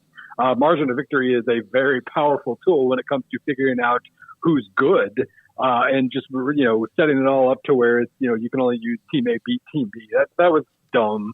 But every single time it produced a weird result, a controversial result, which again was usually because they could only pick 2 teams, they changed the formula to fit what the humans thought. And that was, it was like they had something good and then they made it worse every single time they got nervous about it or something. So I'm sure that would happen again. People are very, you get yelled at a lot in college football when you put out rankings. I'm pretty aware of that. And, I guess you succumb to the pressure sometimes. what made you get into this, the numbers and stats and stuff like that? What was there something as you were growing up that you just got interested in as a fan wanting to make it better? What was your interest initially in analytics and data? Well, it's funny. I mean, the line I always give is that, back when I started writing about football, about college football, after the message board days, when I moved on to blog, the hardcore blog days, I always liked baseball stats, but I hated baseball. So, let's come up with something interesting for the college football time to fill the very long off season. That's where the seed was planted, and then started just kind of figuring things out from there. Went to Football Outsiders in 2008. Started doing full-time stuff for SB Nation a few years later. But yeah, it just evolved from the writing always came first, but I've always been pretty good with numbers, and I just like having the backup of numbers to make sure that, if nothing else, that I know what I'm talking about, that I can kind of back up what my opinions are, or if I need to change my opinions in that regard. So that's kind of where it started. Bill, I think if we applied baseball stats to everything, if there's a way to do that, baseball has that right, because you can't pretend that you're a 330 hitter when you're a 250 hitter. There's no like illusion to it. It is what you say you are. Restaurant recommendations. What's the batting average? Look, I think they should do it for politicians. My gosh, could you imagine going up in a debate and seeing 200 hitters up there? You're like, get these guys out of here. Bring me some 300 hitters up here into this debate. But if you do apply that to, if you have that kind of look at college football, it does, even though I know it's complicated to get there, doesn't it simplify what we're looking at? It does to it. I mean, I've been able to figure out like the sustainable aspects of the sport. That's really what it comes down to. And obviously, with a sport like baseball, where everything's measurable, it's a lot easier. But it turns out the most like predictive piece of a sport is the success rate measure that I talk a lot about. Just how often are you gaining 5 yards on first down, or like 70% of your second down yardage, or converting third and fourth downs. Just that little thing. The big plays are sometimes kind of random. Turnovers are extremely random. But the little controllable aspects, you start to look at the game a little bit different, just from what are teams doing that's real, that they can keep doing over and over again, and what was just kind of weird randomness. I love the randomness. It's great it's very entertaining, but it sure doesn't help you predict football games very well. So did they get it right last night, in your opinion? Seems like it. I was shocked by where Clemson ranked last week. I thought that was a massive misfire. There was just no way to rationalize Clemson being that far ahead of TCU, among other things. And I think Clemson's still a little bit too high. It's just not as big a deal when they're 10th. This time, I mean, like I said, the formula that I was working with yesterday, it had the same top 9, and I kind of liked the way that top 9 looked. The 4 unbeaten being at the top, and the 2 teams that are unbeaten except for Georgia. It all kind of makes sense. It's cleaner than most of the rankings we've seen. Bill Connolly, again, ESPN. If you want to go to ESPN, I think some of your stuff, is it ESPN Insider, or is a lot of it still right there on ESPN.com? Most of the football stuff is E+ at this point, which is kind of they let me get weird since it's E+. They go a little deeper sometimes, so I don't mind. All right, one more thing, if you don't mind. You have the S&P, the power rankings or whatever. Mm-hmm. Which team that's not even close to being a part of the college football standings, as far as, let's say, the top 10 or 12 teams, which team do you have rank much higher than where they are in the BCS standings? Yeah, same as FPI at the moment, in that the computers love Texas. They're kind of the ultimate example of a team that, if this was a 162-game season, they'd easily be the favorite to win the Big 12. But they've had this little funky close game problem at times, that they've lost some games they shouldn't. And so therefore they're this 3-loss team that's really high, and it drives everybody crazy because we're in such a small sample sport. But that's the one, and that's why we see that with Vegas too. That Texas a touchdown favorite over TCU. My numbers don't like Texas quite that much, so I know there are others that are even more on that side. But that's definitely the team. Seeing a 6-3 Texas in the middle of all these undefeated and 1-loss teams feels very weird for sure. Well, yeah, they have been high for you. Go ahead, Paul. Yeah, no, I was going to ask him the question. You wrote the article about things you got wrong. You were a year early. You thought TCU was really good a year ago, and ultimately proved that Gary Patterson and the team were kind of tired of each other, and now they've got some new life. And you were you were right just a year late. That's right. And I ended up being wrong twice because I saw some other people talking themselves into TCU heading into the year. And it's like, nope, I'm not going to do it again. I'm not going to fall for it again. And then I should have fallen for it because I would have been right the second time. Yeah, the Texas thing, probably a lot of people look at that and go, it's the logo, it's the tradition. But this is data, right? The spitting all this out. Yeah. Right. And those preseason projections that are still a little bit in the numbers, obviously recruiting rankings play that role, but this is not, they were projected in the 20s, I think. They are where they are because down for down and drive for drive, they've been a very, very good football team this year. And I mean, you think about it, like, took an injury and a couple of bad breaks to lose to Alabama. It took, 6 fourth down conversions for them to lose to Texas Tech. That's not a sustainable recipe. It's taken a lot for them to lose 3 games. They've been a lot closer to being a lot better. That's why they rank really high.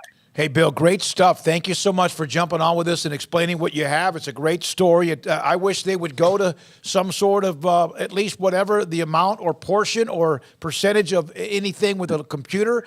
I love the human element, but I think that would help maybe offset a little bit of too much what seems to be, And again, people would complain and bitch about that as well. So who knows? They probably would. Yeah. Thank you, Bill. Appreciate it, buddy. Good to have you. Yep. Good stuff. Thank Bill you. Connolly, ESPN.com, at ESPN_Bill C on Twitter. All right. We have Todd Reesing, Michael Bishop at 3:30, Kansas State star. Todd Reesing, former Kansas quarterback when they had that great team that went to the Orange Bowl under Coach Mangino. He is coming up around the corner. Garrett Ross today, Jack McKenzie today, Jacob Wilson today in our studio, and this is 365 Sports. Alan Samuels, Dodge Chrysler Jeep Ram Fiat, Loop 340, and east of 84 in Waco. Come by, let's be friends. And they have so many different options, so many different opportunities for you. In fact, there's I've got to get this right here, some incentives in November. I thought I had it up on my screen, but let me check real quick. So Ted Teague and Lexi are the ones who send me information each month about, and so does Cindy Schaefer, about what's going on within what's happening with Ram trucks, and much more. For example, in the month of November, they have the Black Friday sales event. Big on the 2022 Ram 1500 Crew Cab, total values of $4,250 with 2.9% financing for 72 months. That's right, plus an extra $500 for anyone who's a first responder. So let's do that again. That means no payments until January on the 2022 and the 2023 Ram trucks. The award-winning dealership. SUVs, trucks, Jeep, Ram, what you need, they have it. 2022 Ram 1500 Crew Cab with total values of $4,250 with 2.9% financing for 72 months. And then again, $500 to anyone who's a part of any profession when it comes to first responders. No payments until January 2023. It's Alan Samuels, Dodge Chrysler Jeep Ram Fiat Loop 340 east of 84 in Waco. In our logo and advertising, we say we are people that you can count on. What does that mean? It starts with providing a quality vehicle and quality service at a fair price. But it also means we do what we say we will do, and we treat people fairly with respect. It starts by hiring great people, good local folks who work hard with a caring attitude. Our employees are the real reason we are people that you can count on. Put us to the test and see for yourself that at Richard Carr Motors, we are people you can count on. Let Camille Johnson Realtors guide you seamlessly through the process of buying your dream home or selling your current one. Commercial, farm and ranch, or residential, Camille Johnson Realtors can smoothly and successfully lead you through any transaction. With a team of 28 experienced agents who are excited about serving you, Camille Johnson Realtors services the entire greater Waco area. If you're in the market to buy or sell, contact Camille Johnson Realtors, 104 Midway Center in Woodway, or find them online at www.camillejohnson.com. Camille Johnson Realtors, elegant, charming, warm. Welcome home.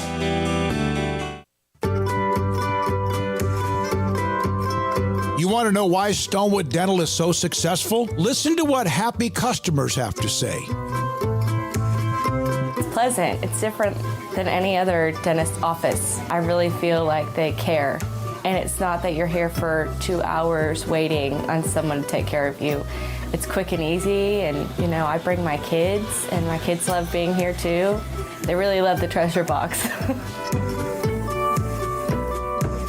Staff is really nice and accommodating, real friendly. You feel more like home. It's not sterile looking. Everybody has their own personalized rooms with decorations and decor, and they'll even have a blanket for you when it's cold. I've recommended people to actually come here, and they are patients now. I really love it here. It feels like family. Learn more, stonewood-dental.com.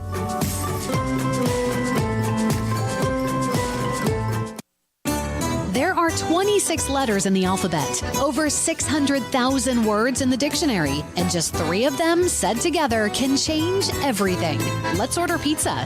Those 3 words lead to dough made from scratch and 3 fresh signature cheeses that blanket golden crust in a heavenly melt on Marco's Pizza that'll blow your mind. So visit marcos.com to order and stop by Marco's Pizza in Belmead, China Spring, Woodway, and in Robinson. Marco's. Pizza lovers get it. TFNB Your Bank for Life is the official local bank of Baylor Athletics. Find out why more Central Texas are making TFNB their bank for life. Sign up for our Edge checking and savings accounts to earn interest or cash back.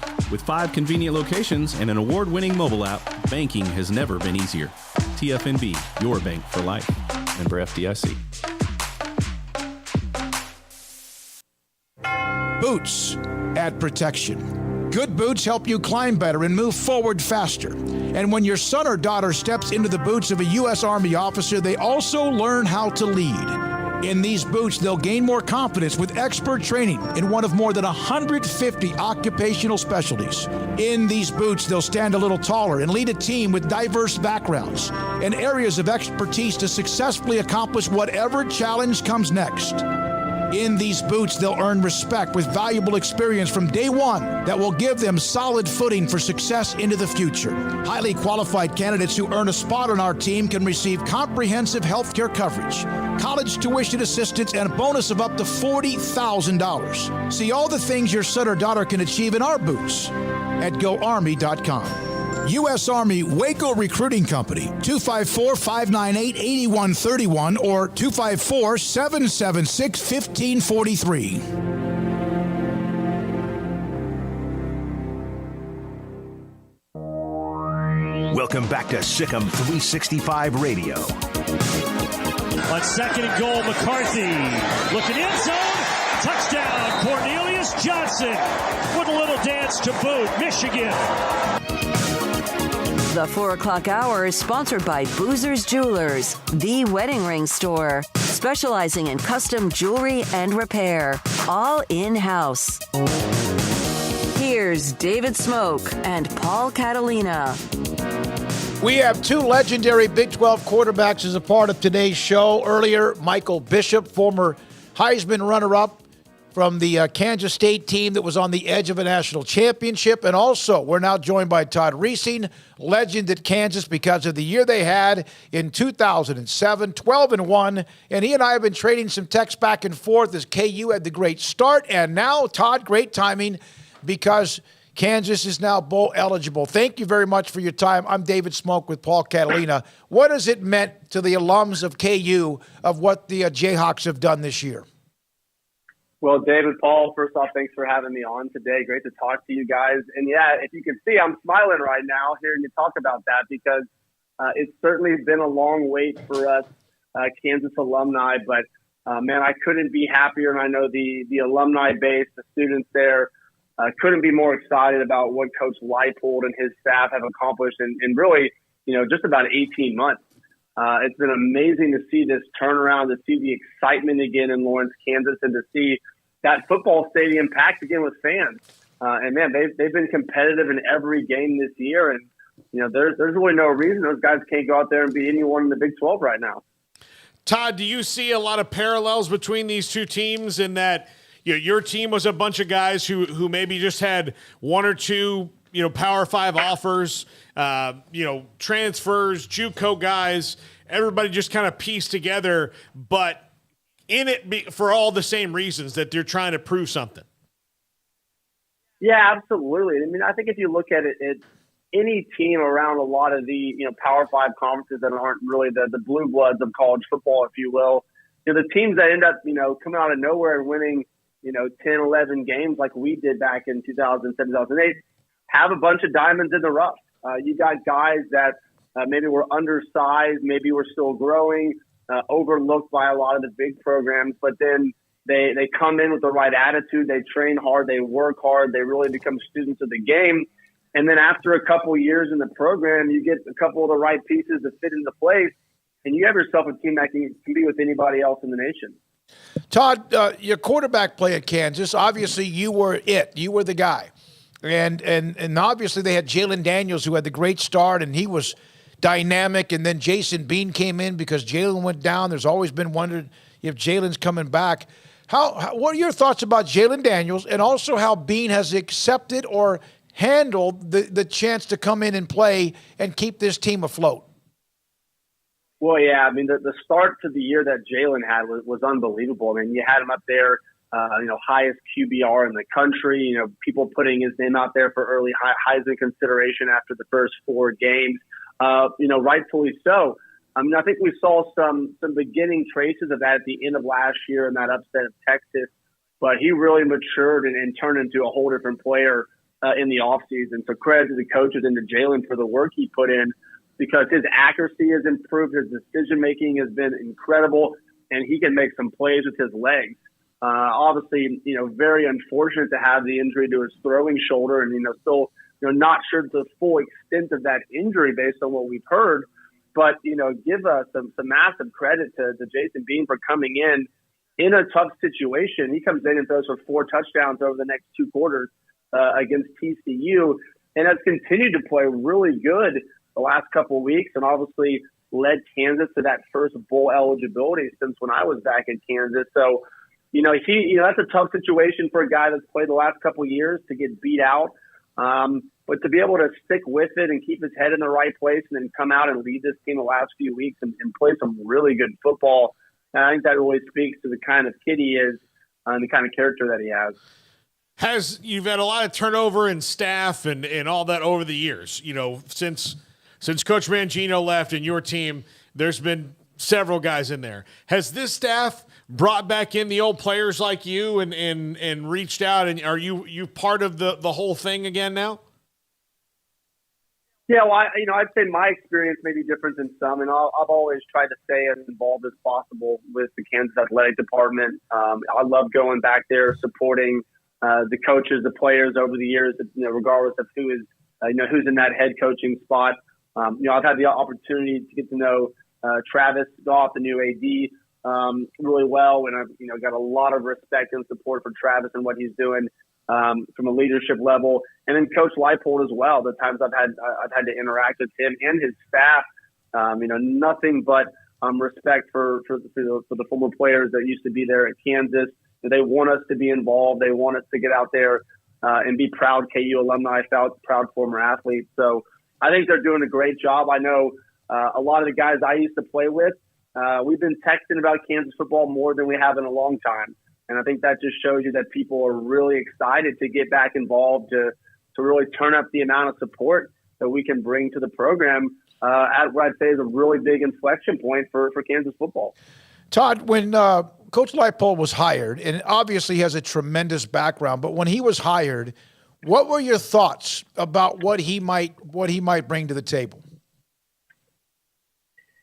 Yeah, it's a great question, and I thought about this not too long ago when I was talking to my roommate Derek, a former player as well. Is we had gone for a couple of these coaches that were big name guys, right? They were known whether it was in college or NFL, and it didn't really work out as well at Kansas. Whereas you look at someone like Coach Leipold, he's been successful at every stage of his coaching career in building a culture, committed to doing things the right way, a culture around working hard, earning what you have to earn, and going out there and playing football and going to school every single day, which reminds me a lot of what Coach Mangino was able to accomplish at Kansas and come into a program that was, a little bit down in the dirt and needed to kind of get headed in the right direction.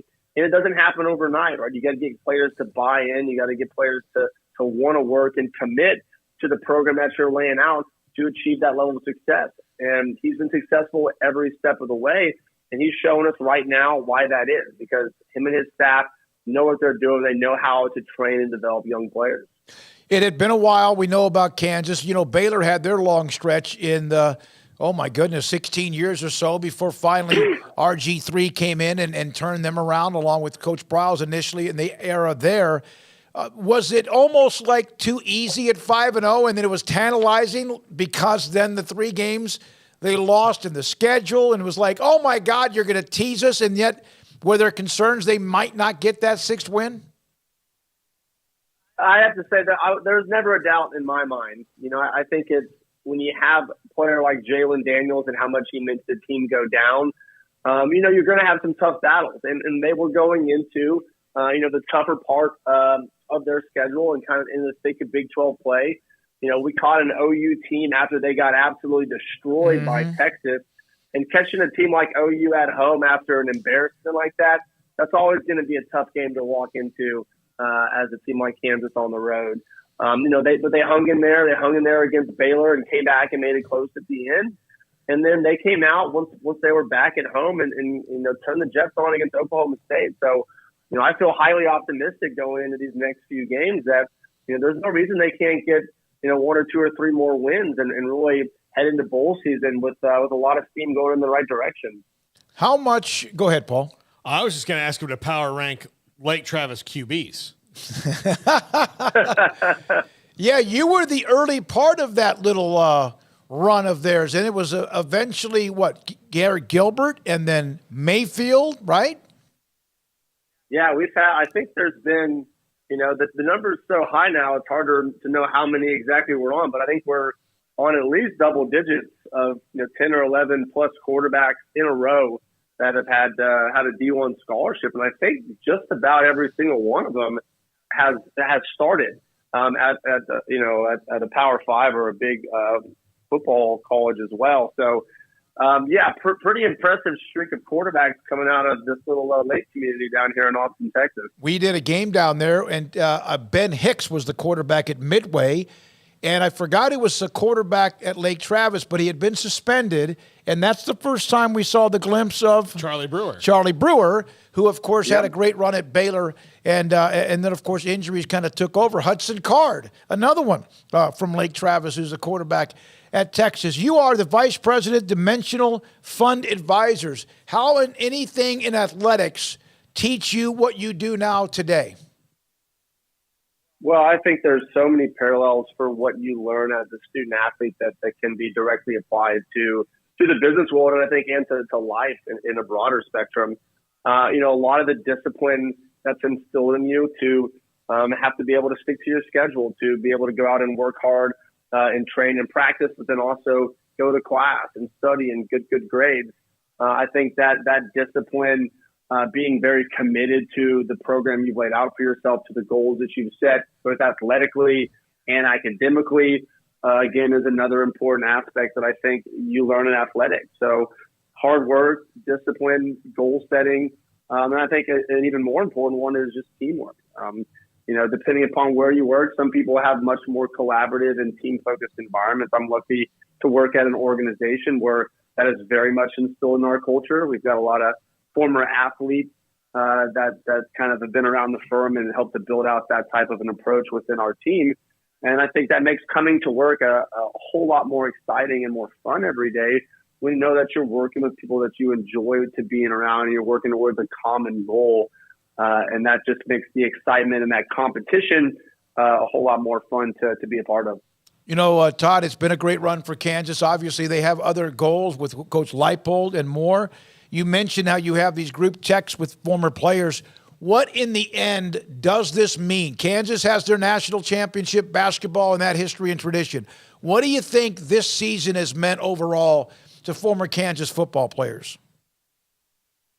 Well, I think we've all been patiently waiting for it. And I think just to have Kansas's name mentioned again up there as a team that can go out there and beat anyone week to week is really important, right? It gives you excitement as a fan to want to go out and support the team, watch every game, you know that that's going to help to move recruiting forward in a positive direction, because now you have guys seeing Kansas play on nationally televised games that are getting pressed on ESPN and being talked about in the media in a variety of different formats. So all of that momentum, excitement helps for recruiting. It helps for the fan base. It helps for alumni.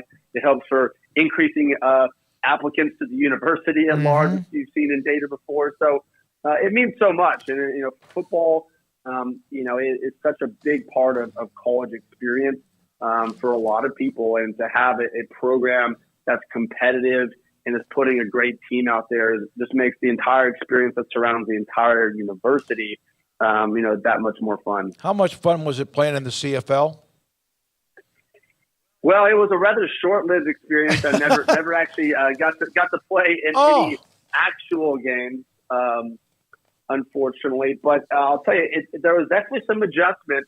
They've got a fatter football. It stays pretty dang cold up there. You got longer fields, and obviously you only got 3 downs to work with. So, it was a fun experience. The time that I was up there, which, like I said, again, was short-lived, and I ultimately decided to hang up the pads as opposed to going back to pursue a second opportunity with a different team, and chose to pursue my professional career instead.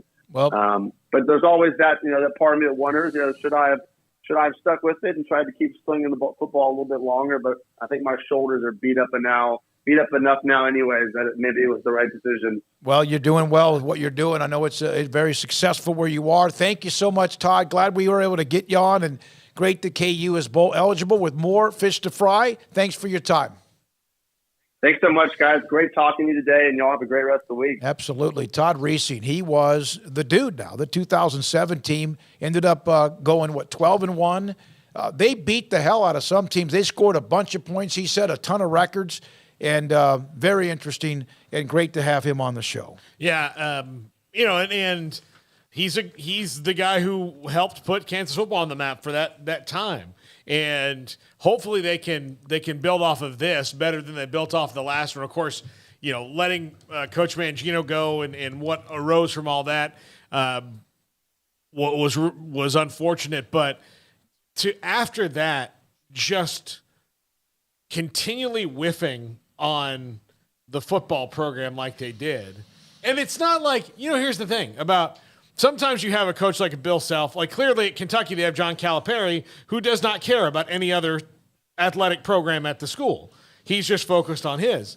Well, when you have a guy like Bill Self, he could very easily make it difficult for the football program, but he wants everything to be good. It's better for him. When you've got the coach, like any coach will tell you, the football program being good is a boon for recruiting, because when you bring up for a recruiting trip, it's not always to a basketball game.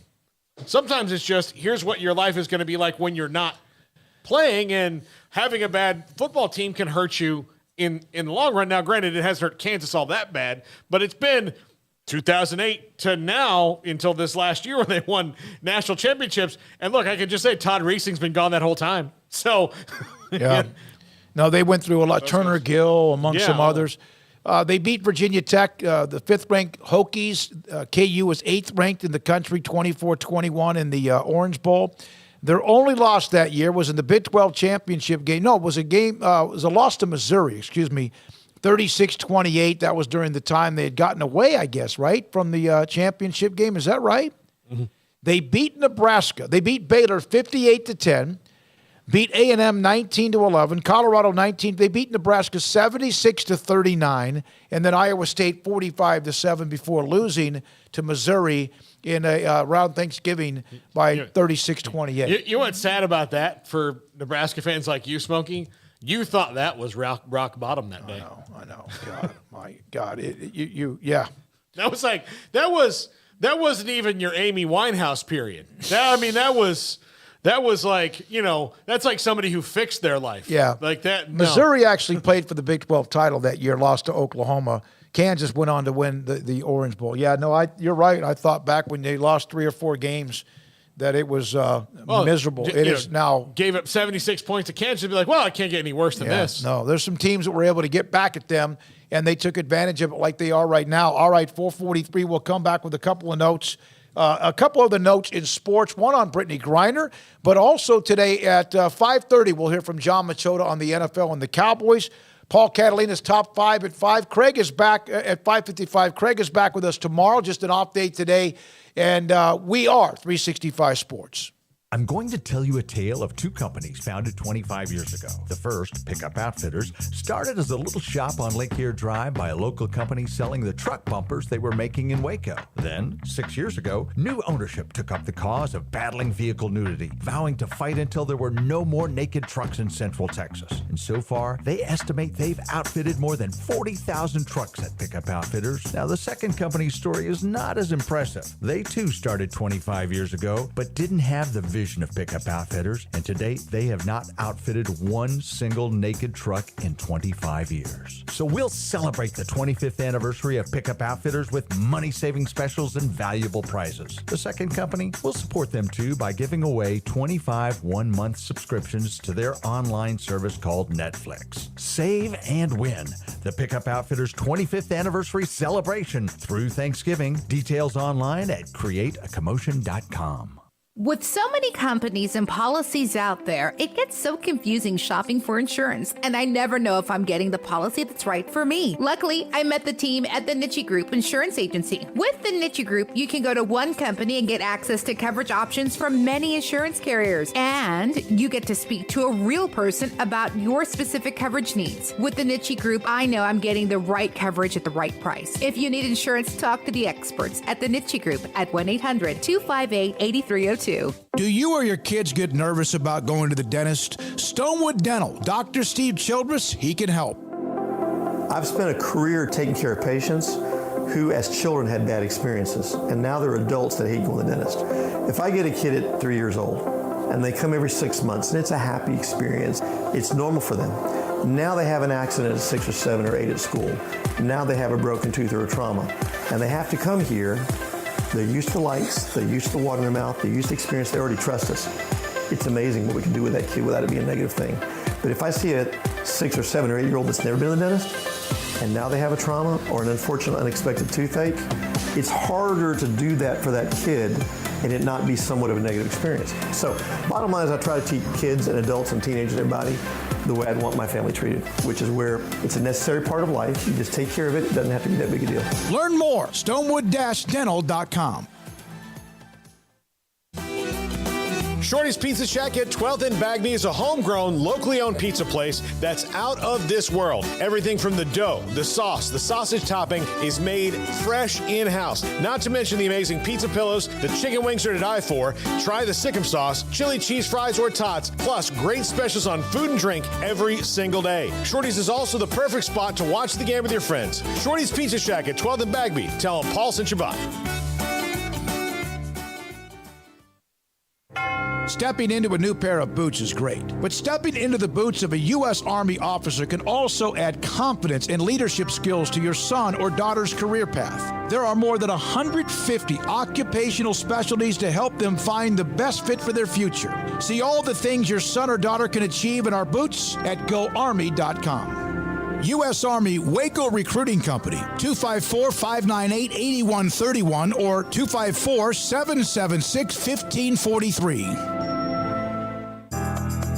Riverbend Liquor and Wine, Lakeshore Drive, North 19th Street, right behind the bank, is a hidden gem in Waco. If you're a fan of bourbon, especially local Texas bourbons, that's where you gotta go. Balcones, TX, Devil's River, whatever it is, they've got it. Riverbend Liquor and Wine, plus the best selection of craft beers in Waco, seasonally churned out throughout the year. Whether it's spring, summer, fall, or winter, Riverbend Liquor and Wine, best selection of craft beers, a speedy drive-through window, and excellent customer service. Find out more on Instagram or just go by and see them. Lakeshore Drive at North 19th Street behind the bank.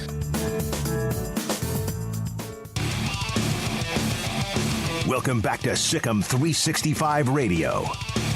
Are you a Sikkim 365 super fan? Then try out our premium subscriptions at Sikkim365.com. Read a couple of text messages. This one from Garland Bear 84. We brought up the Mack Rhodes interview with us yesterday and a lot of feedback on the site about it. I mean, it's like 5,000 views or whatever. Here's some insight on the fan situation. Since I have season tickets, I offered the free ones that I won on your show to friends, one friend at a time. These are all Baylor grads and casual to serious sports fans. After the first 8 declined, I found a taker. My take is that most people don't plan their life around games like I do. They have conflicts due to work, family, church, etc. It's so much easier just to watch the game on TV. Well, that's true. And, for us, sometimes it's hard because our whole life is, around that one Baylor game during the season.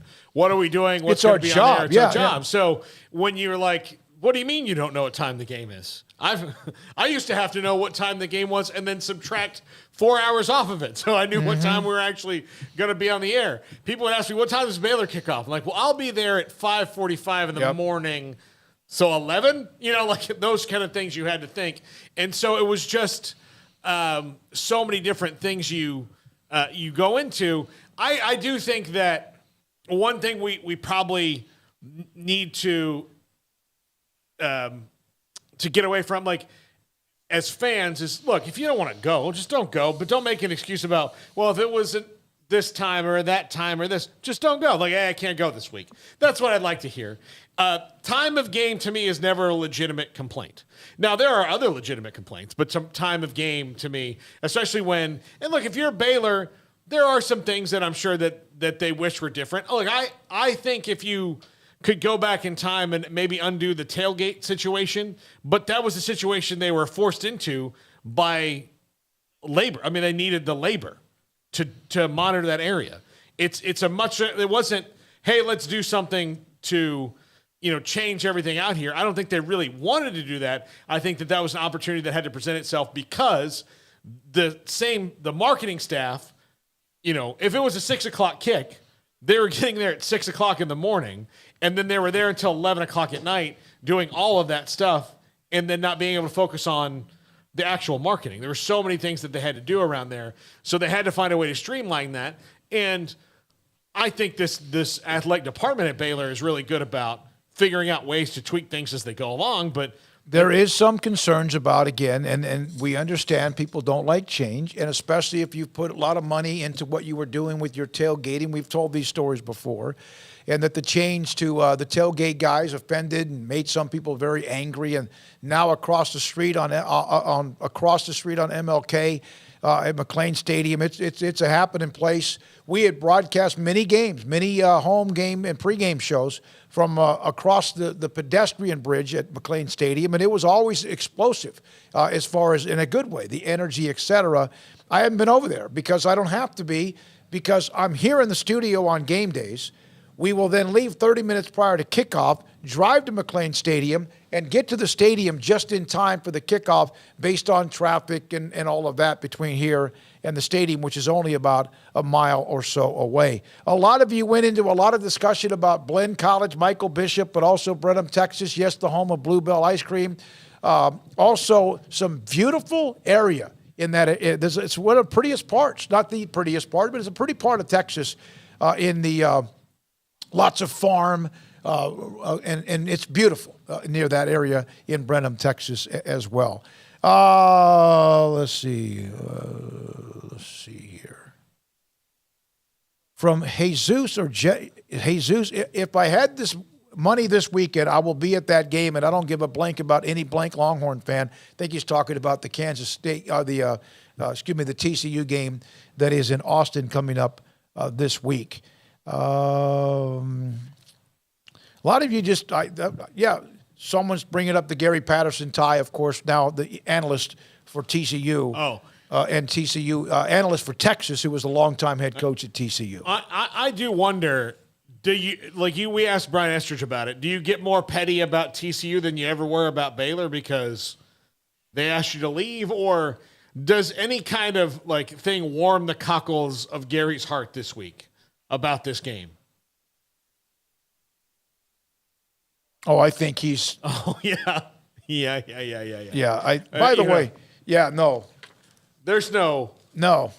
I don't think there's any question of what he would love to have happen.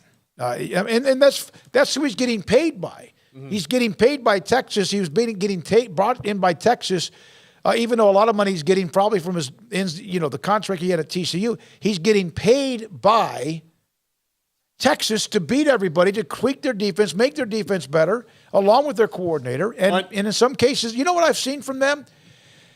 There were times, there were a couple of times when they just they did not play well in the second half against Oklahoma State, and Oklahoma State had a lot to do with that.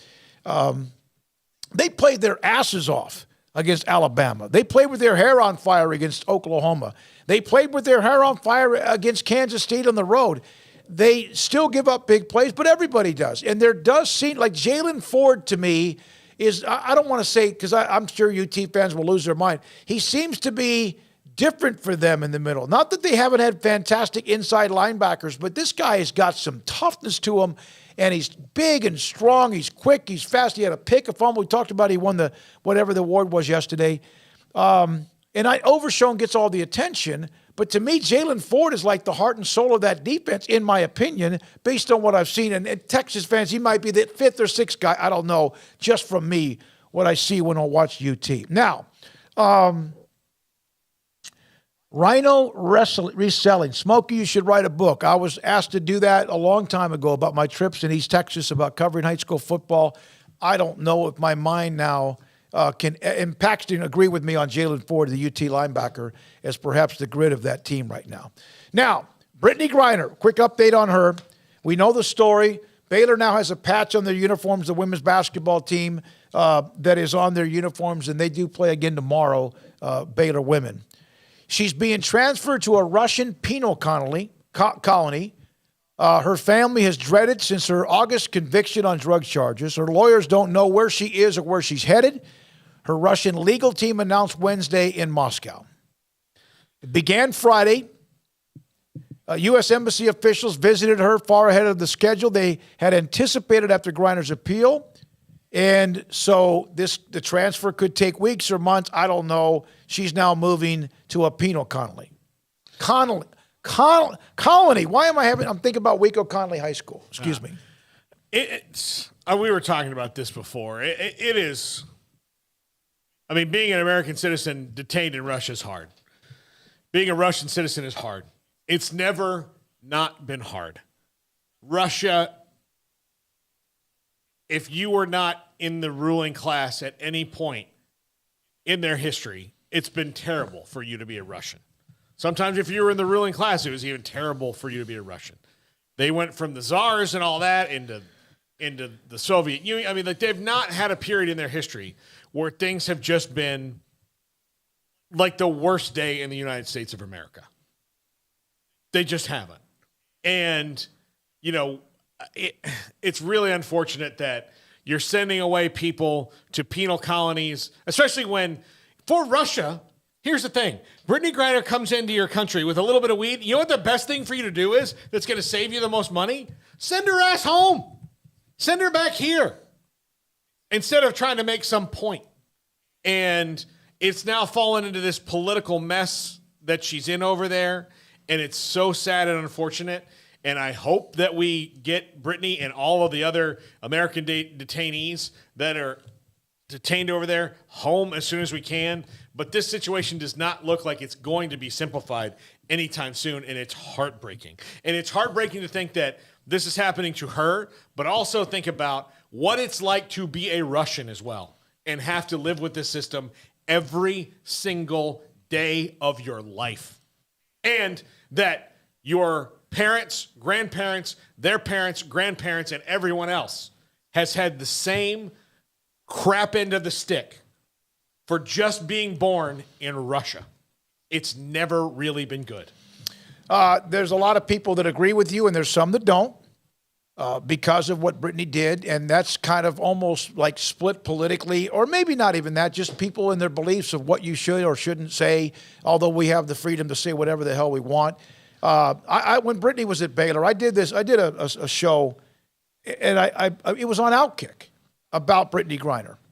And I told him, I said, when she was at Baylor, she was the queen. Kim Mulkey probably wanted you to kiss her queen ring. Brittany Griner was a queen. And she was a rock star. She was treated incredibly well. The fan base adored her. there was stories maybe about maybe her personal life or how she was treated on campus. I never heard any of those, and I don't think it was because, in fact, if anything, I always told she was treated incredibly well. And then, of course, then the story was written by Kate Fagan, ESPN, the magazine, and it just blew a hole right through Baylor women's basketball and Kim Mulkey. And yeah, Kim doesn't help herself a lot of times, including recently, but damn. That story by Kate Fagan, that pissed off a lot of people and really kind of set her reputation here south. Then the stories about whatever's going on with Black Lives Matter and all that. But this here, and Nikki Collins looked at it completely different. She's always one of us. She will always be one of us. And one day, whenever she ever gets back to the United States, she will have her jersey number hung from the rafters, retired, in the Farrell Center. And also, there will be, you talk about a book that could be written. Wow. And how she'll be treated when she gets back. Not everybody loves her. A lot of people like to forget about her. But again, it's a human being. All right, it's 4:59. When we come back, the 5 o'clock hour, this is 365 Sports. Riverbend Liquor and Wine, Lakeshore Drive and North 19th Street in Waco. I went in there the other day and I went to get a bottle of whiskey and wound up getting 2 bottles of whiskey because not only do they have some of the best selection of local craft bourbons, I bought a bottle of Balcones Rumble when I was there. They also had a distillery from Tennessee, Standard Proof, that makes rye whiskey that I really like. So I got a bottle of that because it was a great price. And I said, you know, what the heck? That way I don't have to ship one back when I go there in December. So there are great things there at Riverbend Liquor and Wine. Great selection of craft beers, great selection of whiskeys, great selection of everything there. Great customer service. Speedy drive-through window. You've heard me talk about that all the time. They've got great promotions going on Instagram. I saw a couple new setups that they had of different brands, new brands that they brought in, or new promotions, new brands within brands, new varieties of all that. They've got it all at Riverbend Liquor and Wine. Lakeshore Drive and North 19th Street behind the bank, also available on DoorDash. The wait is over. Richard Carr GMC has the trucks. 2022 GMC Sierras have hit the lot and they're waiting for you. Sierra trucks offer best-in-class towing, strong steel beds, multi-pro tailgates, and advanced features that make driving a Sierra second to none. Trucks are waiting for you to test drive now. So call now, log in now, or get here now and drive your next truck today at Richard Carr. Richard Carr, they have the truck for you. TFNB Your Bank for Life is the official local bank of Baylor Athletics. Find out why more Central Texas are making TFNB their bank for life. Sign up for our Edge checking and savings accounts to earn interest or cash back. With 5 convenient locations and an award-winning mobile app, banking has never been easier. TFNB Your Bank for Life. Member FDIC. There are 26 letters in the alphabet, over 600,000 words in the dictionary, and just 3 of them said together can change everything. Let's order pizza. Those 3 words lead to dough made from scratch and 3 fresh signature cheeses that blanket golden crust in a heavenly melt on Marco's Pizza that'll blow your mind. So visit marcos.com to order and stop by Marco's Pizza in Belmead, China Spring, Woodway, and in Robinson. Marco's. Pizza lovers get it. Did you know that 1 out of every 4 men have symptomatic low levels of testosterone and don't even know it? And if you think you're too young to worry about it, guess again. Low T levels can make you feel tired and grumpy, cause weight gain, and wreak havoc on your sexual desire and performance. Petty Clinic Low T can set up same-day blood screening and results, so if you're tired of being tired, I challenge you to man up and Google search Low T Waco or go online, pettycliniclowt.com. It's a private clinic with an atmosphere catering to men.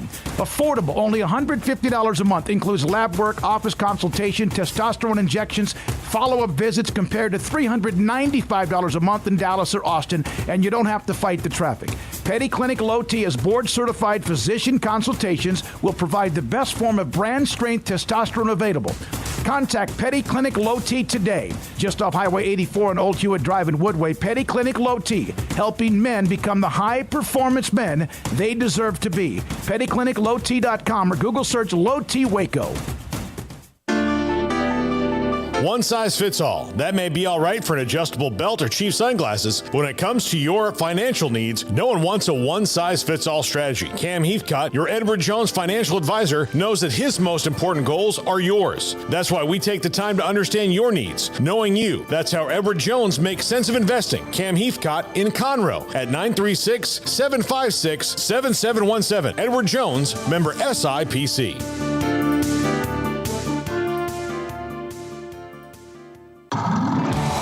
It's football and tailgate season. If you want product for the grill or smoker, charcoal, seasonings, marinades, sauces, Waco Custom Marketplace is your home to help prep, cook, and enjoy your food. Tailgate must like brisket, tri-tip, fresh-made burgers, sausage, chicken wings, and if you want steaks, call in your order and pick them up. Bacon wrap fillets or any kind of ribeyes. USDA Select, Choice, and Prime that melt in your mouth. House-made sausage and jerky. Also, Waco Custom Marketplace, a one-stop shop for tailgating, barbecue cook-offs, and family get-togethers, fundraisers with fair prices to you, the customer. A bakery with fresh baked bread and kolaches. There's cold beer, wine, and soft drinks. Serving Waco restaurants and families since 1940. A cut above the rest. Waco Custom Marketplace, open Monday through Saturday at 425 Lake Air Drive in Waco.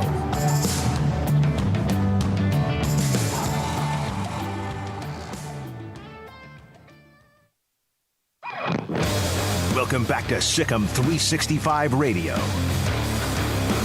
Richardson got at the edge and is gone off. They're looking at his shoe bottoms. Deuces, touchdown. The 5 o'clock hour is sponsored by Edward Jones Investments with financial advisor Brad Wilson. Investing is time and experience back to you and your money during today's changing times. Edward Jones, making sense of investing. Here's David Smoak and Paul Catalina. All right, we're back this 5 o'clock hour. John Machota from theathletic.com will join Paul and me and us and you at 5:30 on the Cowboys as they are back in action. They have the Packers coming up, and he'll join us at 5:30. So, Smokey, the Auburn head coaching job is finally open. We've talked about it. And I think one of the hot names around it, and has been Dan Lanning, the head coach at Oregon, who was just a year ago the defensive coordinator at Georgia. So, look, it makes sense that this guy was in the SEC. He was probably had an SEC job like Auburn been open a year ago. Auburn's probably in on him, for that gig. But he addressed it saying, the normal, look, he's not going anywhere. And, there's, people aren't always looking. The grass isn't always greener. And he said, in fact, the grass is damn green in Eugene, which it very much is. Somebody brought this up to me the other day, and I can't remember who, but I don't know why coaches ever leave Oregon because, one, it's a great place to be. And you've got a great fan base. You've got, a mega booster who loves the program. Right. You've got, all these things. And is not, I don't think Phil Knight's a tinkerer. I think he's just a supporter. And he's not one that, has you must bend to my will. Like maybe Fertitta or... And I'm not saying he's a tinkerer, but he's heavily involved, like Jerry is with the Cowboys, that kind of thing. He's not a tinkerer. He's not going to do that. Mostly because Nike is such a huge brand, he's got other fires to put out, and he needs Nike to be big at every school that they're involved with, not just Oregon. It's just Oregon's kind of fun for him. So if you look at the coaches who've left Oregon, and it's and one the first one I'll mention is finally started to come back around, but Chip Kelly. How long did it take for it to work out for him? At Oregon or when he left? No, it didn't. Yeah. He's on his second Eagles, UCLA. And 49ers, Eagles, yeah. So 2 NFL gigs didn't work out, and then now UCLA, he's got that back, but it took a long time, a decade really, for him to get. Yeah, he had it made. He was a major reason why they were good. And then he kind of was become no different than maybe what Matt Rule's going to battle. Okay. I'll throw the next one out. Well, the next one did not leave of his own accord. That was Mark Helfrich. Right. They let him go. Okay. After that, Willie Taggart. Well, we know what happened there. Okay, it's been bad at 2 spots for him now. He might lose his job this year. Wait a minute. Remind me about how he left Oregon. Florida State hired him. That's what I'm saying. Yeah. So he didn't quit. He didn't get fired. But he left. He left. Okay. Okay. And it might not be the same. I mean, there's a lot to do, but 45-3 against your biggest rival. Right. Mario Cristobal has now left Oregon. I'm just saying, Dan Lanning, stay there. I thought I saw something where he said he is, and again, coaches say this, we know, and some of them you believe and some of them you don't, and the ones you believe sometimes you can't, and there's some you just really think that they're very real. That I don't think he wants to be one of those that just is chase the money. He's going to get paid plenty at Oregon. Yeah, well, I mean, and again, why would you leave? Well, it depends on where your heart is. Yeah, but is his heart? He doesn't have anything to do with Auburn. He could be. It's not. It wouldn't. I'm trying to think of who he could be if he was at Oregon and did really well and did that for 10 to 15 years. Chip Kelly. I mean, yeah. You could. There are. Really well. You have a chance. USC and UCLA are leaving the conference. Now, you might follow them out the door soon enough. At some point, yeah. But for right now, you're not. You're about to. It's to me, Dan Lanning in Oregon is when everybody is like when Dave Aranda's name pops up. Right. Like, look, I get it that there's bigger places to be than Baylor. Right. But you also don't know a guy who Dave Aranda's not a big personality guy. He's not bombastic. He's the opposite of all that. And if you just look at it, if you're a head coach at any team in the Big 12, especially one that's playing well right now and is building towards something, the 2 big brands in your conference are about to leave, and you're about to get 4 newbies who are varying levels of good. Look, I don't want to play UCF or Cincinnati or on any given week right now, but that doesn't mean that, throughout the whole thing that those rosters are ready for that. You're about to be at the top of the conference as it starts anew, right? Right. Why would you leave that to go rebuild somewhere? Because the money's the same right now, really. Yeah. Like when you really look at what you're doing and how schools can match, you're not leaving, like, for example, Dan Lanning going from Oregon to Auburn, the money would be Auburn beating it by a little bit, right? Like $1 million or $2 million? Yeah. But again, Oregon, all they have to do is call Phil, right? Yeah. And then, so that's negligible. So you're getting to a point in college football where you're at the level of, maybe the top 35 or 40 jobs. At Oregon? No, at any school where, like, of these top 35 or 40, their resources are committed to where you'll get what you want because they want to keep you, and they always negotiate against themselves. So why not stay where you're happy and not go chase something? Because what do you really... But we say that about everybody. Yeah. And they always end up chasing it, whether it's eventually the NFL or it's someone who can give him $2 or $3 million more, even though Phil Knight's at Oregon. Phil Knight couldn't keep Cristobal. Yeah. Taggart left. Best thing that ever happened to him. Yeah. And then also, as well, Kelly left. Even with, here's Marco's Pizza. Marco's Pizza. Pizza lovers get it, delivering a couple of pizzas and a little something else on top of that. Hey, Jacob, have her come here for a second. This is live. Ask her to walk in for a second. Ma'am, I was going to give her an extra little bit more of a tip. Here you go. Come on in. Here you go.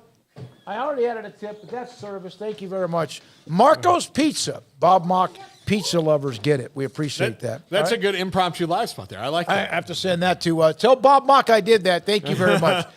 Yeah, but we say that, but they chase it still because the agent wants him to go to get that extra $1 million or $2 million. Also, though, or 10. Oregon, to me, is I think you got to look, and I think 2020 should have changed our world changed for me in the way I look at a lot of things and like what's worth it to chase and what's worth it to think about and put your energy into and all that. When you have to sit around and, come up with a 3-hour talk show about sports when there's nobody playing sports, you have more time to think about like other things in the world when you're at your house and at the park across the street and nowhere else.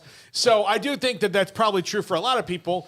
And Oregon right now is a way better place to be in almost every metric other than the conference than Auburn. Mm-hmm. And do you want to go to the craziest place in the conference just to go to the conference? I don't think that's worth it. I think, again, it all just depends. Bill Snyder was going to go to Manhattan. He did go to Manhattan. He rebuilt Kansas State twice, but he never wanted to leave. You had Osborne and Lincoln. The Patriots, I think it was New England, who came after Chuck Fairbanks when he was at Oklahoma. They kind of nibbled on him a little bit, and he was good, but Barry Switzer was better, and he almost left. Can you imagine how that changed college football's history? But he was happy where he was. Darrell Royal in Austin, right? I can tell you just now. And I'm not like Bear Bryant went to Alabama from A&M, and those are old school guys. Everybody leaves now. Yeah, but look, we have a basketball coach here in Waco, and Scott Drew, who's made it his program, and there are times when you leave, but and I know that the resources aren't going to be the same. That's why everybody kind of wonders when it's going to be time for Matt Campbell, when he's going to hit his head on the ceiling, at Iowa State. But also, Matt Campbell's boss, Jamie Pollard, one of the best ADs in America. Who's going to join us this week, along with K-State AD Gene Taylor? We'll have that news for you here in a moment. How about that? Quality of life can't be overstated, I think, sometimes, especially when you talk about, if you're going to make $5 million or $6 million, I get that 6 is more than 5, but 5 is enough. Yeah. I mean, You were the one getting the 6 rather than the 5? No, but I'm just talking, I would sacrifice, if I was already making 5 a year, and nobody was mad at me where I was at, and rolling around, and they came to me with 6. Now, if they came to me with 9, then I've got to be okay. Well, they're not going to come with you with 6 if you're making 5. Some of them would, though. Yeah. I mean, that's just they how would it is, initially, but they're going to absolutely, So, if you're at to come, but even then, to a point, you're just getting stuff. Yeah.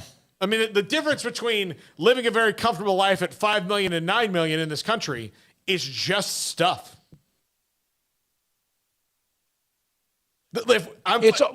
You may look at taxes. It's ego too now. Yeah, it is. But to me, why do you think that when Kirby Smart got and again the agents set up some of these contracts where even no matter what, if Kirby gets 9, Saban gets 10. Yeah. If Saban gets 10, Kirby probably gets then 11, and he's about to perhaps even earn all that if he hadn't already. There's also those little clauses and kick-ins and things that are part of the. Oh man, I hope Lanning stays in Oregon long term, has great success, brings him back to the elite. He's trying to do it right now. They're right on the cusp. It's not over. But they sure have overcome that debilitating loss to Georgia to open up the season. No, they'd have to, if I was Dan Lanning, to leave Oregon and go to Auburn, they'd have to double my salary. Double it. What do you think he's making at Oregon? 5, 6? Yeah, something like that. First time head coach, though. Yeah, between probably 4 and 6, right? Yeah. I mean, that's the going rate for a head coach. Is probably $4 million on the low end right now. All right, so a couple. And this is a guy who was the defensive coordinator of one of the greatest defenses to ever defense in the history of college football. Yes. So. Yes. Logan Patterson, I'm going to read your on the chat room. Can we talk about the blackout? Are we going to see some throwback jerseys like other schools have gone to this year? Logan, I don't know if you're a student or you're a Baylor fan. We've discussed this. We discussed it yesterday. We also discussed about the attendance. I've had many people who are doing the Twitter about the fan base as far as the students at Baylor trying to get the crowd much more involved coming up Saturday night against Kansas State. We've posted about it. I have retweeted the Twitter feed. We have talked about it. It's not an official blackout, but someone's trying to do something. God bless you. And if it works, that's fantastic. But what we have mentioned it. And so last night I had somebody contact me. Hey, can you retweet this? I did. Then 2 or 3 others. Can you retweet this? I have. We'll help you. Yeah. Baylor Athletics just endorsed the blackout. That's what I'm saying. Yeah. And so that's fantastic. I hope it's not too late in the week for people to get into it. And in fact, Logan, they just posted on Twitter, and that's fantastic. And we might see, and I think it's great. I think one of the complaints that I saw in this thread on Sikkim365.com about the attendance and tailgating and whatever else, and people can bitch about a lot of different things, but one of the things that I saw was, are they listening? Why are they not listening? And I think for the most part, maybe some people think there's some things they've done that they weren't listening. People don't like change. I think for the most part, they understand. This week has been kind of a kick in the you-know-whats to them because of ticket sales lagging behind and concerns about the secondary market and whatever else. And I think Baylor Athletics listening, and they did, and they understand. And that's where they were for this week, that they would then, without even it being their idea, say, no, let's go. Let's make this happen. Yeah. No, I think it should be fun. I can't wait to see it. Hope it works out. I can tell you right now, I'm a Baylor alum, and I've got friends that have been blowing up my phone all day after they saw Colt Barber's text. There's going to be a lot of people wearing black. I don't know if it'll be completely black, but there will be plenty of it in the stands. Hey, Jacob, if I send you an email, is it to Garrett or to you right now? For we could put that up. I'll send it to Garrett. Okay, hold on. Flood his inbox. I'm going to send it to Garrett. I want you to put that up before we end the segment. We have a little bit of time. And so that's great news. It's great news that they said, you know what, hey, if it means an extra 2,000 people, or it also means the color is blackout, rather it's a night game, 6 o'clock, and it gets darker now early because of the time change, that's awesome. In fact, we'll put that up. Whenever you get that, Jacob, I send it to Garrett's email address. I want to put that up if we possibly can. Nikki Collin put up a video about supporting Baylor men's basketball, women's basketball, obviously football as well. And so there's I think I would say we heard Mac frustrated, and then I think there was probably a lot of reaction to that, both good and positive, just like it was to what we've said. And I think that maybe they have spent a lot of time today in meetings trying to figure out how in the world do we get a kick in the butt, whether we need to take the kick in the butt or somehow a kick in the butt for people to get to a game that does have a lot of importance. I think his frustration was because I'm sure they asked around when, some of the games weren't sold out that were 11 o'clock games. To be like, oh, well, it's 11 o'clock so early. We wish we had a 6 o'clock game. And then you get your 6 o'clock game. You've known it's been 6 o'clock. It wasn't a 6-day hold or anything. Like, we've known it's been 6 o'clock for 2 weeks. And then, you see the tickets going out in the secondary market and things like that. And you're like, well, if 11 o'clock was the problem and 6 o'clock happened, just tell us why. Don't like, oh, well, no, it's 6. No, it's not. If you have a problem with the game time, you're not going unless the situation is totally teed up for you. Yeah, and if you don't have a suite or a loge box, then you're not going to have all the amenities, and that most people don't. Here is the tweet from Baylor Athletics. Just be there. No excuses. Special request. Baylor Athletics just put that up. And I wish, in fact, I'm going to try to find the young man who sent I'm going to try. I don't think I can find him. Hold on. No, I can't. I don't think I can find him. The young man who started this, and the group that started this blackout. And if I could find him, I would get him, and I'd try to get him on the show to discuss kind of how this is taken on, what's going on right now. So go ahead and put that up again, Jacob, if you don't mind. So this is Baylor Athletics just very recently saying, okay, there's a group that wants to have a better night, that wants to have better fans or more fans or any kind of something. And so there we are with the tweet, just be there. No excuses. Special request from Baylor Athletics. And whoever did that, let me see here. I got a text. Paul, you talk for a couple minutes. I'm going to see if I can get a hold of this guy. Terry Smith, I think, wants us to turn off the lights for 2 minutes to do an actual blackout. There's like 7 buttons we have to push to make that happen, to get them off and on. So we don't have the phones. I'll be the one that says no thank you to that one. We don't have the phones ready for a call, do we, if I was to do that, Paul? No, and then we don't have enough time to really do that and then get material. All right, time. Let me see something. Let's see here. I'm going to try to, okay, it's not going to happen. All right, so that's good. And you know what? I hope that means there's an extra 1,500 or 2,000. I know that our site, Sikkim365.com and 365 Sports. We're talking about Baylor, Kansas State, Saturday night at 6. Our site, all week long, Colt, Brian, Ashley, they do this a lot with these promotions, have been pumping to get people in the berm. for the game, which are much more, I don't know how expensive the tickets are in the Berm. I know it's not each seat, but they've really done a nice job with that. It's great if you have little kids, too. Yeah, it's like a really picnic. Great if you have little kids, yeah. So, trying to get a 5-year-old to sit in a seat for a 4-quarter football game when you could sit on the lawn or stand on the lawn and watch and let them run around a little bit, Berm's a good deal. All right, I'm going to try something here. I'm going to put a direct message to this person on Twitter, and I'm going to ask him call Paul, and it may not happen, to call your cell phone. All right. No, it's not. It's our VIP line. Uh-huh. You okay with that? Not totally. Don't know who this a-hole is. I have no idea. I'm not saying it, but that's my general thing about giving my number out. I don't know him. He might have a great idea about the blackout, but You're about to get Stetson Bennett. Okay, here's the deal. We used to do these Ranger buses when we were at the radio station, and Fox Sports Southwest was fantastic. They sent out this beautiful bus. They give us all this great free stuff. Jacob, you went on. I went to 2 of them. Yeah, 2 of them with me.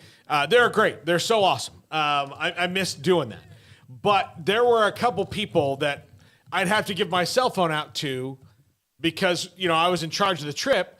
And then after the trip was over, they would just call me about hey, can you get me some more Rangers tickets? No, you won a contest, man. That's why you're on the bus. And I just, since then, I've been sour about that whole thing. So I'm going to give Paul's cell phone number out if you want any tickets.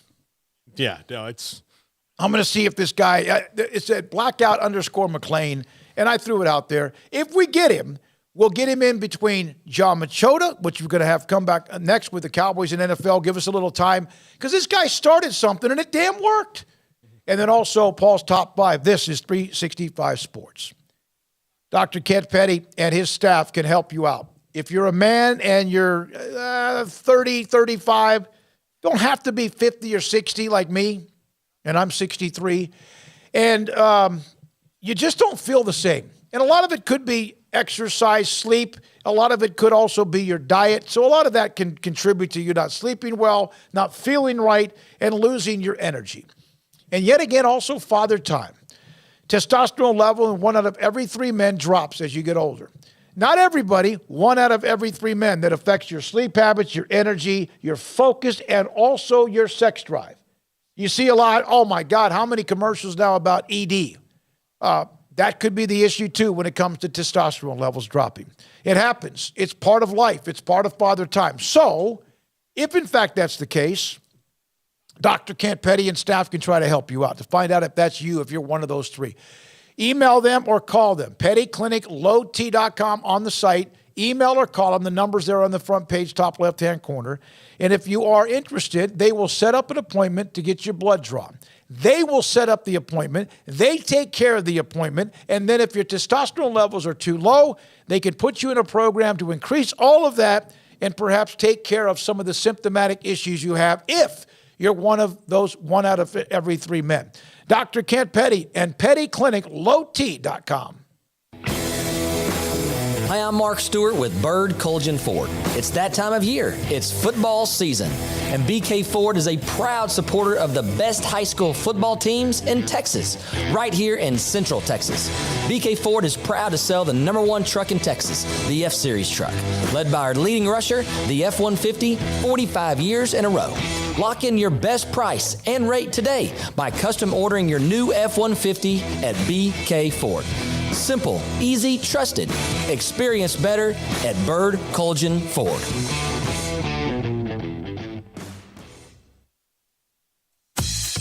Baylor Scott & White Southwest Sports Medicine and Orthopedics, the team physicians for Baylor Athletics, diagnosing and treating all sports-related injuries, including concussions. These specialists also provide orthopedic services for athletes and non-athletes alike, whether it's knee or shoulder pain, hand or wrist injuries, orthopedic spine care, and even an arthritis and total joint clinic. Trust the doctors Baylor Athletics trusts. Baylor Scott & White Southwest Sports Medicine and Orthopedics wants to get you back in the game. With so many companies and policies out there, it gets so confusing shopping for insurance, and I never know if I'm getting the policy that's right for me. Luckily, I met the team at the Niche Group Insurance Agency. With the Niche Group, you can go to one company and get access to coverage options from many insurance carriers, and you get to speak to a real person about your specific coverage needs. With the Niche Group, I know I'm getting the right coverage at the right price. If you need insurance, talk to the experts at the Niche Group at 1-800-258-8302. In the market for a quality metal building? Since 1943, Pioneer Steel and Pipe has helped Central Texas residential and commercial customers with metal building design, panel options, building components, and trim options. Pioneer Steel and Pipe's residential line is energy efficient, offers low maintenance, reduces insurance payments, is impact resistant, and carries up to a 45-year limited warranty. In addition, they can also help you find a metal building contractor for your project. Pioneer Steel and Pipe with locations in Waco and Bryan and at pioneeredboys.com. One size fits all. That may be all right for an adjustable belt or cheap sunglasses, but when it comes to your financial needs, no one wants a one-size-fits-all strategy. Ben Erlinson, your Edward Jones financial advisor, knows that his most important goals are yours. That's why he takes the time to understand your needs, knowing you. That's how Edward Jones makes sense of investing. Ben Erlinson, 100 North 6th Street in Waco, 254-759-8533. Edward Jones, member SIPC. Howdy, Chet Garner here, professional guide, searching for bears in the wild. But not just any bears, oh no, a particular kind. With hundreds of thousands roaming freely in the wild, yet still hard to spot unless you know the signs. There they are, Baylor bears. If you're a bear enthusiast or even a bear yourself, join me and let's find some bears in the wild. Join the expedition at baylor.edu/alumni. Looking for a great job with great pay and awesome benefits? Genco FCU is hiring. As a longtime Waco employer, Genco focuses on what matters most in our employees' lives, like pay incentives, bonuses, benefits, 401k plans, paid time off, advancement opportunities, medical, prescription, dental, and vision insurance, as well as short and long-term disability. Come join our incredible team today and make Genco your career that will work for you. Apply at gencofcu.org or at any branch location. Stepping into the boots of a U.S. Army officer can add confidence and leadership skills to your son or daughter's career path. See all the things they can achieve in our boots at GoArmy.com. U.S. Army Waco Recruiting Company, 254-598-8131 or 254-776-1543.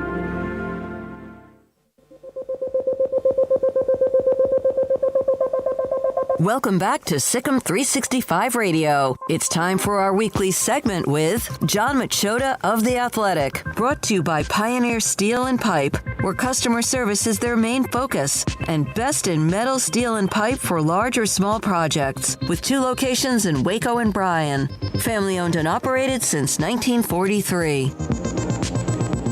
John Machota, theathletic.com, with us on 365 Sports. Paul Catalina, David Smoak. And John joins us now. John, who has more incentive this weekend, personally, Aaron Rodgers or Mike McCarthy? Oh, I think it's Mike McCarthy. I mean, Aaron Rodgers hasn't been fired by the Packers. He still has his job.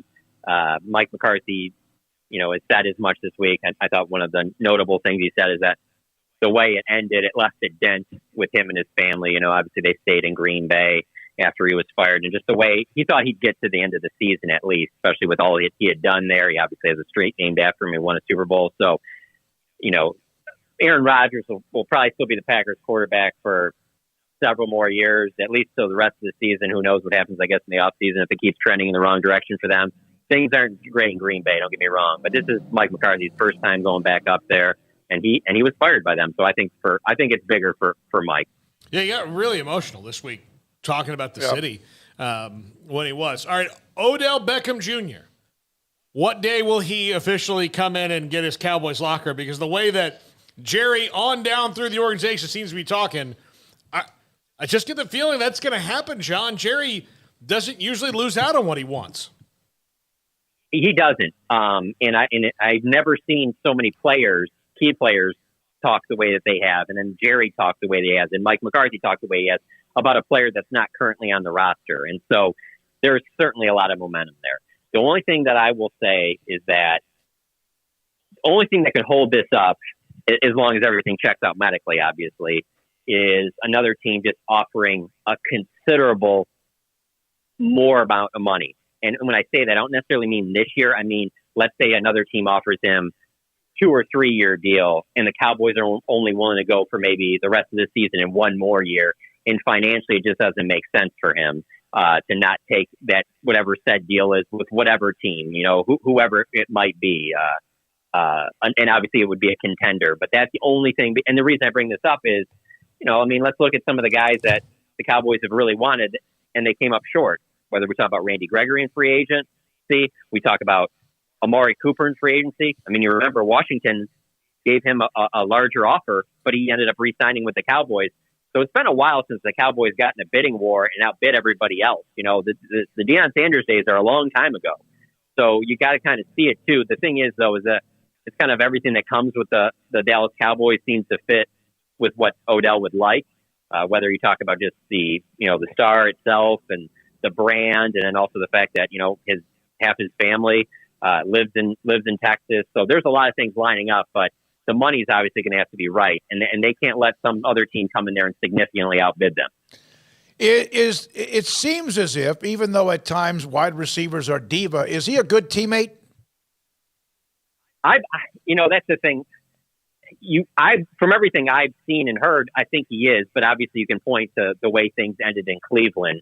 It got ugly there. And so that's always going to be on your resume. So there's always going to be a part of that in the back of your mind. But, the way Zeke was talking today, the way that, Mike McCarthy's talked about things that he's heard about Odell from previous coaches he's worked with, obviously, Mike's had a lot of assistants that have crossed paths and have worked with Odell Beckham. And so I think they got a good feeling that it would work out well there. But there's always going to be, like I said, when things end ugly in another spot, there's always that thought, is that going to happen here? But I find it hard to believe that he would come into this locker room and let's say he has a game or two where he doesn't get as many passes as he thinks, and all of a sudden he's going to be like crying about getting the ball or something like that. I just don't see that happening. He's picking whatever team he picks because he wants to be on a team that's winning. John, he feels like there was a time where I thought, no, he can't help the team, especially early in the season. He's not going to help any team, but they don't have a chain mover. They've got some playmakers, but they don't have a guy who is just go get a first down in the receiving core right now. Yeah, their best, guy for that would probably be CeeDee Lamb. And I think CeeDee's played pretty good this year, but I don't think that he's exceeded expectations or anything like that in his first year as a number one. So you add in an Odell Beckham, and then you get things that probably look a little bit more similar to the way they were with Amari, with that kind of a three-headed monster. With it would be Odell, Gallup, and CeeDee, and maybe then one of those guys would emerge as being, like you said, that chain mover type guy. I think if Dalton Schultz would be, I'm not going to say completely healthy because I don't know these guys are ever completely healthy, but if he was healthier than he is right now, I think he would be a guy that would fit there because he certainly has a good rapport with Dak. But yeah, no, I can see where you're coming from on that. All right, so they've had the off week. Who benefited the most? Ezekiel Elliott, of course, has been out, missed the last game, which for him that's rare. Who benefited the most from the off week? Zeke would probably be number one, and I would say Malik Hooker would probably be number two, and I'm going to say number three is probably Micah Parsons, because while he hasn't had anything that's kept him out of games, he has been dealing with a little bit of a shoulder issue. He has been wearing a shoulder harness in games before. He was on the injury report today, even though he was a full go because of his shoulder. And as Micah told us, Mike McCarthy gave them all of last week off, and so that was big to get a little bit of extra rest there. So I think those three guys would top my list. I expect all three of those guys to play on Sunday. And then fourth would probably be Sam Williams, another guy. He didn't play against the Bears after playing 14 snaps, I believe, the week before and being very productive against the Lions. So he should be back as well. So there's no question that this bye week helped out the Cowboys in terms of the injuries. And then you just look at the other side and you just look at how much the injuries stacked up for the Packers the week before against the Lions. In fact, Aaron Rodgers didn't even practice today because of a thumb issue. So even though the Cowboys are banged up, they're in better shape than the Packers. John, Zeke, so you think Zeke will play? And if he does that still mean maybe, I mean, they've got the same workload, but maybe a little less of a workload for him when it comes to actually toting the rock? Yeah, I think that ultimately they would like to see the Green Bay Packers team that has pretty much gone out on the field for the last 4 or 5 games and get into that third or fourth quarter with a comfortable lead and not have to run Zeke very much. But no, I anticipate Zeke playing. I don't think he's going to get, 15, 20 carries, but I think he gets around 10 to 12. I just think you need him in a game like this, I mean, I don't know, last time I checked, I think the high is going to be 35, 36 degrees. It's shaping up to be one of these games where they're going to need the run game. And, I think Tony Pollard will finish the game with more carries, but I still think you need Zeke for that, like I said, around 10. And I think he'll be able to provide that. John, what's wrong with the Packers? Well, there's always something. There's always something with Aaron Rodgers. I will always say this. I think he's played the game at the highest level it can ever be played. But there's always ups and downs with him. There's always things there that leave you scratching your head. And I will say, watching the Lions for most of my life, he's absolutely owned them. Going into that game last week, 18-3, the Packers were in games that Aaron Rodgers started and finished against the Lions. And I just anticipated him they're a 1-win Lions team, worst defense in the league. And the way he played in that game, I was just like, what is going on here? I certainly know that his receivers are not on the level that a playoff team should have, or a team with, a Hall of Fame legendary quarterback like Aaron Rodgers. But his play hasn't been great either. And so because he's off and it's not really elevating that offense, all of it's off. And I think it's having a trickle-down effect to the rest of the team because I could see them maybe not being, one of the top 2 or 3 teams in NFC, but there's no way they should be as bad as they are right now. Yeah, they're not. They're bad. And to see both Tampa Bay, of course, they had the incredible finish against the Rams when it looked like they were dead and buried, and they're in a division where 4 and 5 is okay, at least for now. Man, it's kind of hard to watch. We have the youngins, and then you have the Geno Smith story, which is fantastic. But man, it is. I don't want to see those two go down in flames, but a lot of people say, screw them, man. They've been dominating the league for a long time. Let them learn how to lose. But it's been bad. It's hard to watch. It's like yeah. No, it is for sure. But there's whether it's Aaron or Tom Brady with the ball at the end of that Rams game, and they still have those flashes where you're like, man, if you're any of these other NFC teams, you just do not want to see one of those guys get into the playoffs because if they're hot, they can beat you. And obviously Cowboys fans know that as well as anybody. 2014 Dez Catch game in Green Bay, I think Green Bay was the better team. I think they win that game even if the Dez Catch stands up and it's a touchdown. I just thought they were the better team. But 2016, the Cowboys were at home. That was that rookie year with Dak. The Cowboys were the better team. They played better in that game. They should have won that game. And then they, Aaron Rodgers pulls out his magic. One, he doesn't fumble when Jeff Heath hits him from behind, and then 2, he has just that amazing throw along the sideline to Jared Cook to get him in field goal range. Yep. That's stuff that'll stick in your head. And if you're a Cowboys fan and you're watching on Sunday, you're not going to forget that stuff, and you're going to keep thinking, oh, man, if this is close, I just don't want him to have the ball late. John, you and I were both at this. I asked Hellman this the other day. I remember being in the elevator on the way down and trying to think if I'd ever seen a better throw than Aaron Rodgers to Jared Cook at the end of that game. Incredible. It really was. Just the way that, the idea that the way they drew it up for him to scramble out of the pocket and kind of buy himself some time, but then also to just kind of throw on nonchalantly on the run a little bit. It's not like everything was perfect and you just put it on a rope and you're just watching it and you're just like, I don't know. There's just that, like I said, Tom Brady, Michael Jordan type feel, Tiger Woods in his prime, where you're just like, man, if it's late and you give this guy a chance to win, he's just gonna gut you because there's just something that some of these guys that on this elite level, they just have that it factor, and you just don't want to see them late in games. And as bad as he's played, I'm telling you, if it's close, and you're a Cowboys fan, you don't want to see him with the ball last in this game. No.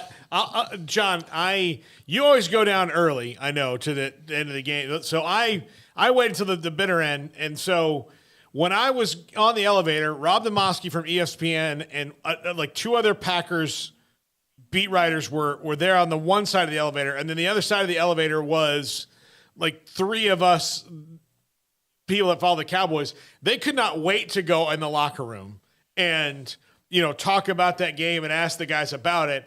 And all we could think about was like, God, how do you even like walk up? You just walk up to somebody and you're like, what do you do about that? Yeah. Like No, for sure. I completely agree with you. It's one of those things though, on the flip side of it, it also makes you sit there and go, damn, how does that guy only have one ring? Yeah. Yeah. Oh my Lord. Yeah, exactly right. And Brady's got how many? 6? Is that how many? 7? Was 6 or 7? Yeah. It's hard to keep up. It's like Nick Saban national championships, although he won't have one this year. John, thank you so much. Appreciate your time. Cowboys in that NFC East battle with Philadelphia. The Giants are right there. Washington with a really gut-wrenching loss to Minnesota. Dropped to 4-5. Not so much contenders for the division, but would have had 4 teams above 500 had they won, and they had the lead against the Vikings 17-7. All right, the Baylor blackout. I just was texting back and forth with Baylor Athletics, and just show up. No excuses. Just be there. Wear black. I guess everything but purple, but black would be preferred, as they'll have the blackout or whatever it's going to be called. Yeah, I got to give that group credit though. Wear black. They got it done. A grassroots effort.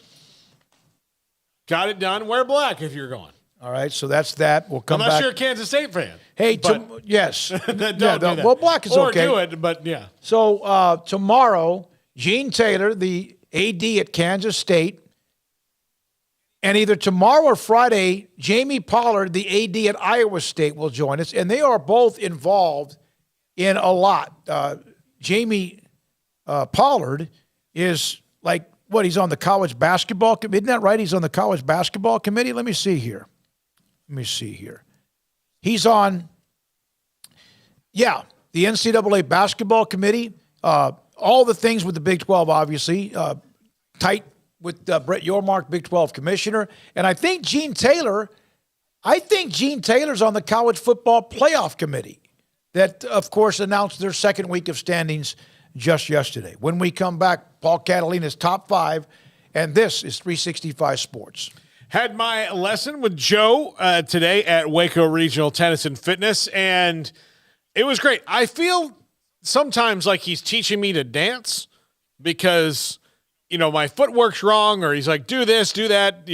Today I'm doing this like toe tap and a sweep, which makes me feel very graceful when I'm out there playing tennis. But it's great. It's great lessons with Joe. I don't want to say minutia, but the little things that he notices and changes, and that all of a sudden you just do what he tells you to do, and exactly what's supposed to happen. It's great. I love going. I love the lessons. They have great clinics and everything, group tennis for people. If you're kind of nervous about lessons or just want to go in and play with people at your skill level, they can do all that as well. Also coming up next weekend, they've got the big pickleball tournament coming up. Right now, up to about 250 entrants. So if you're a pickleball person, you can come in, register for the pickleball tournament that goes Thursday, Friday, Saturday, Sunday, next weekend, and be there. That's one of the fastest growing things in America. Everybody's involved in pickleball. They got a lot of courts there for it. I've seen it going on a ton of times. People having a blast at pickleball. All ages, all groups, all skill levels. A great tournament coming up there at Waco Regional Tennis and Fitness. Or just go take some lessons with Joe if you're an adult. Go on in there. It's really fun. It's really easy, and it's a great way to keep in shape. Waco Regional Tennis and Fitness. Check them out online at wacotennis.com. During Ram Power Days at Allen Samuels, our great selection of new cars and trucks come with amazing deals and competitive financing that makes you ask, why shop anywhere else? The new 2022 Ram trucks are designed to be durable, functional, and stylish. These legendary, award-winning trucks give you that first-class feel. Luxurious leather trim seating options, exceptional legroom and storage, plus surround view camera options you'd expect from a premium truck. Come see our selection today or browse online at allensamuelsdcj.com. From the first workout to the last practice, sports is an incredible and rewarding challenge. Hi, this is Dan Ingham with the First National Bank of Central Texas, and we're proud to support each athlete, every parent, and our educators. From families, small businesses, to the biggest industry, we're here to help. With remarkable products like our free First mobile app, we've got banking ideas that fuel big dreams. That's the First National Bank of Central Texas. Familiar faces making local decisions. Member FDIC, Equal Housing Lender.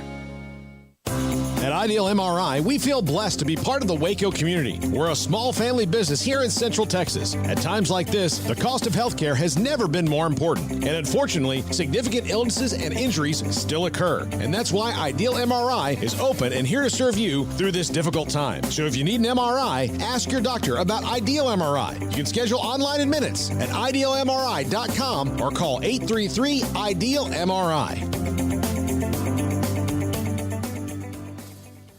Pizza, burgers, and Bears football. There's no place around Waco that serves them all other than Bubba's 33. Come show your green and gold and enjoy some of Waco's best food and beverages while watching your favorite team, the Bears. When real Bears fans get hungry, Bubba's 33 is the #1 spot for ice-cold drinks, hand-stretched, stone-baked pizzas, and bacon-infused burgers. Join us for indoor or patio dining. Bubba's 33, Waco's restaurant and proud supporter of Baylor Bears football. Sick 'em, Bears.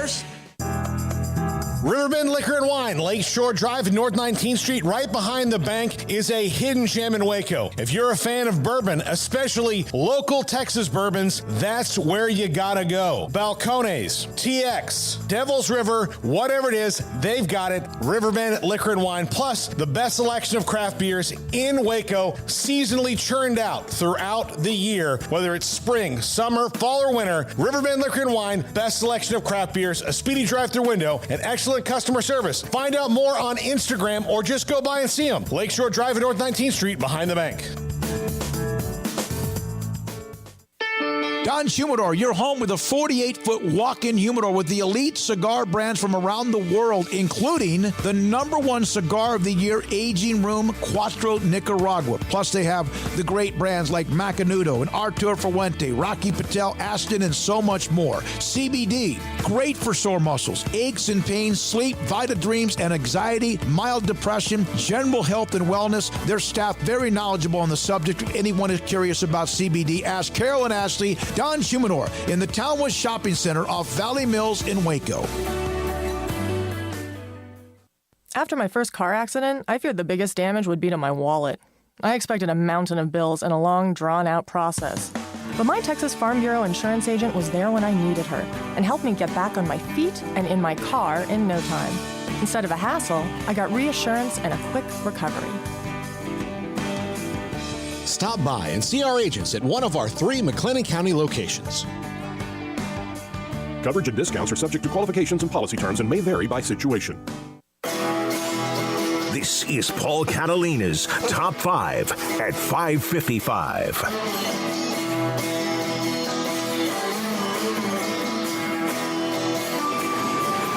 The top five new jobs for the fired head coaches. So these are all jobs that I've plugged them into for the coaches who've been let go. Because they didn't forget how to coach. They were just in a spot where it didn't fit. Number 5, Paul Chryst. Was it Wisconsin? How about the Iowa State offensive coordinator? Think about him and Matt Campbell in the same room. That's 2 really great coaching minds. And Paul Chryst was doing a great job at Wisconsin until he wasn't. I mean, it just... Yeah. Like, they were... That was quick. Similar recruiting base, right? Right. Wisconsin, obviously, a little bit bigger at that than Iowa State. But, you know, you're kind of in the same region. Not kind of. You are in the same region. And similar philosophies. So, Iowa State could still be who they are with just a bit of a refresh. Right. And so I think it's a good fit. Now, if that's what he wants to do, he doesn't have to. He could be a head coach, I'm sure, at a lot of other places if he wanted to. But if he wanted to get back in the coordinator game, I think Iowa State would be a great fit for him. I like that. And again, it happened quickly at Wisconsin. And maybe there was some stuff already going on that we didn't know, but he did a nice job, but they could see it kind of slipping away. And Well, and if you're going to model yourself after somebody, Barry Alvarez, kind of copying that model Iowa State, maybe not be a terrible idea. So. And Iowa State, Decker throws the ball a lot. They've struggled this year. They finally got a win. That's really who I always thought they were going to be, was a team, again, they had Brees Hall, David Montgomery, back to back. Yeah. So, but I mean, that's what he was doing. They were running back you up there at Wisconsin too. Golly, so they had some even good. more so. I mean, and plus the way how's that kid doing this year? The running back from Wisconsin who had so much hype coming into the season. Didn't they have a stud coming back at Wisconsin? Yeah. And of course, their season has kind of been iffy, but yeah. Number 4, Jeff Collins, who was at Georgia Tech, West Virginia defensive coordinator. This is assuming that Neil Brown stays and there are staff turnover there. But a really good defensive mind. Crawled up the ladder to be a head coach. That sounds bad. Climbed up the ladder by being a defensive coordinator. I don't think this would be a terrible fit. Yeah, it's not far away. He knows the area. He's been recruiting. Yeah. I don't know about how much they recruit in that area. But he was the DC similar. at Mississippi State before too. So, by the way, Braylon Allen, he's had a good year. 989 yards and 10 touchdowns despite Wisconsin's issues. So, okay. Yeah. I like it. I just think that, brings some fresh experience there, and some head coaching experience could probably also help Neil Brown out a little bit there too. Number 3, Scott Frost, checking into the Nick Saban coaches rehabilitation program. And I say offensive assistant because I don't know what's going to happen with Bill O'Brien. It seems like he's, with all the rumors and his name out there, you would think his agent's the one who's been floating all that he wants to be a head coach again. So this could be the offensive coordinator job, or this could be an offensive assistant job. But I think Scott Frost needs to jump into the Nick Saban. It never hurts anybody. I don't know. I got something in my eye. I'm sorry. I don't know anybody who has done that did not get kicked out the other side with a better opportunity. Yeah. So the Bill O'Brien thing, it makes me a little bit nervous. I'm hoping, as a fan of Nebraska, that's not who they end up with. That's a retread. That's boring. Kind of obvious. Yeah. It's just, no. I don't like that. I don't like it either. I want something. If I'm Trev Alberts, I want something new and exciting. And again, maybe it's like I mentioned, Jason Candle from Toledo. Like maybe it's hiring a guy from Toledo or something. Just do that, do that. Yeah. It doesn't always have to be. I know that he probably feels pressure to be like, let's get Nick Saban up here, or who's just like him. Like, it doesn't have to be that. It has to be the right guy. Yeah. And not the most famous Here's guy. the thing. No matter how much of a wreck it was, the hype that came with it and the wreck that it was, and you had a quarterback was pretty damn dynamic, and he had some moments, but he had a lot of other moments that were bad. That was a disappointment. I will always, no matter what he did or not, that son of a gun helped them win a national title in 1997. Number 2, Brian Harsin, Colorado head coach. This is a very moribund program in Colorado. Brian Harsin did a great job at Boise State. That's why he got the job at Auburn. It's, more towards the Boise area. It's the Pac-12. Like, he probably should have been a Pac-12 coach before he was an SEC coach. But que sera, sera. Also, what's Colorado going to tell him to do? Like, is that alumni base going to get crazy and get in his life? No. They all smoke weed. It's going to be fine. Hey, dude. Yeah. But, yeah. I think. Why are you looking at me, Smokey? Yeah. You're the one whose name is Smokey. But I smoke an occasional cigar when I'm playing golf, and that's about it. But I do think this is a good fit. If I were Colorado, Harsin, I did a top 5, but Harsin, Tom Herman, guys like that, I want somebody who's been a head coach before. And knows how to run a program, but has, maybe needs a little less pressure than the place that they were. He's coached in the Mountain Time. Yeah. Right at Boise. Yeah. So, I think that'd be a great hit. So, Brian Harsin, next job, Colorado head coach. By the way, if I get any of these right, I will victory lap it. If I get all 5 of these right. You got to call our buddy that's the coaching search firm. Yeah, I know. Ninus needs to hire me. Number 1, Jeff Scott, Texas A&M offensive coordinator. He and Tony Elliott ran one of the best offenses in the country when they were both at Clemson. Both of them gone now.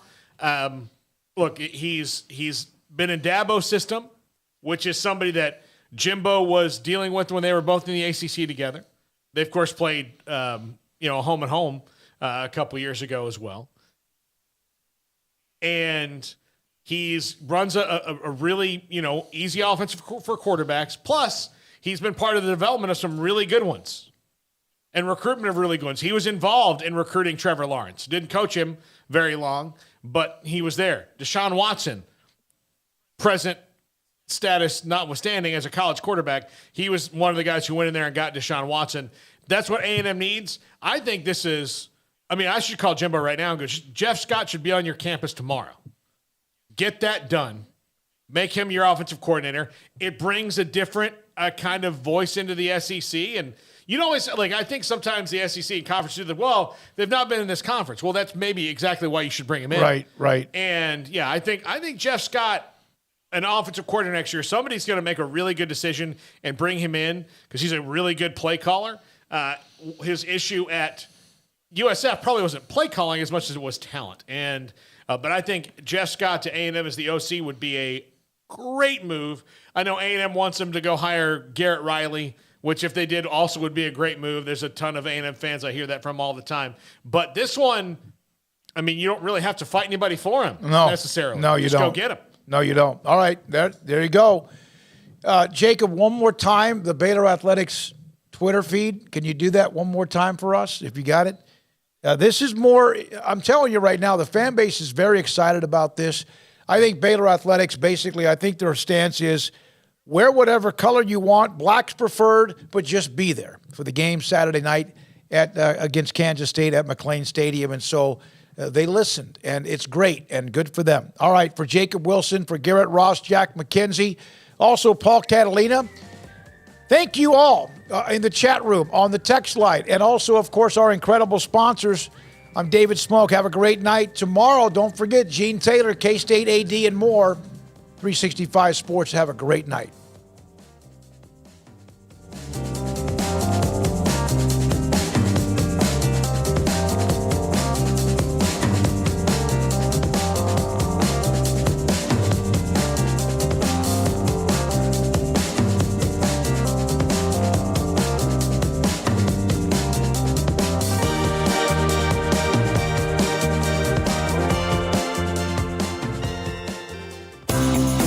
Ideal MRI is a small family business right here in Central Texas. We're open to support you while lowering the cost of healthcare bills. When you need an MRI, ask your doctor for an Ideal MRI. Visit us at idealmri.com or call us at 833-IDEAL-MRI.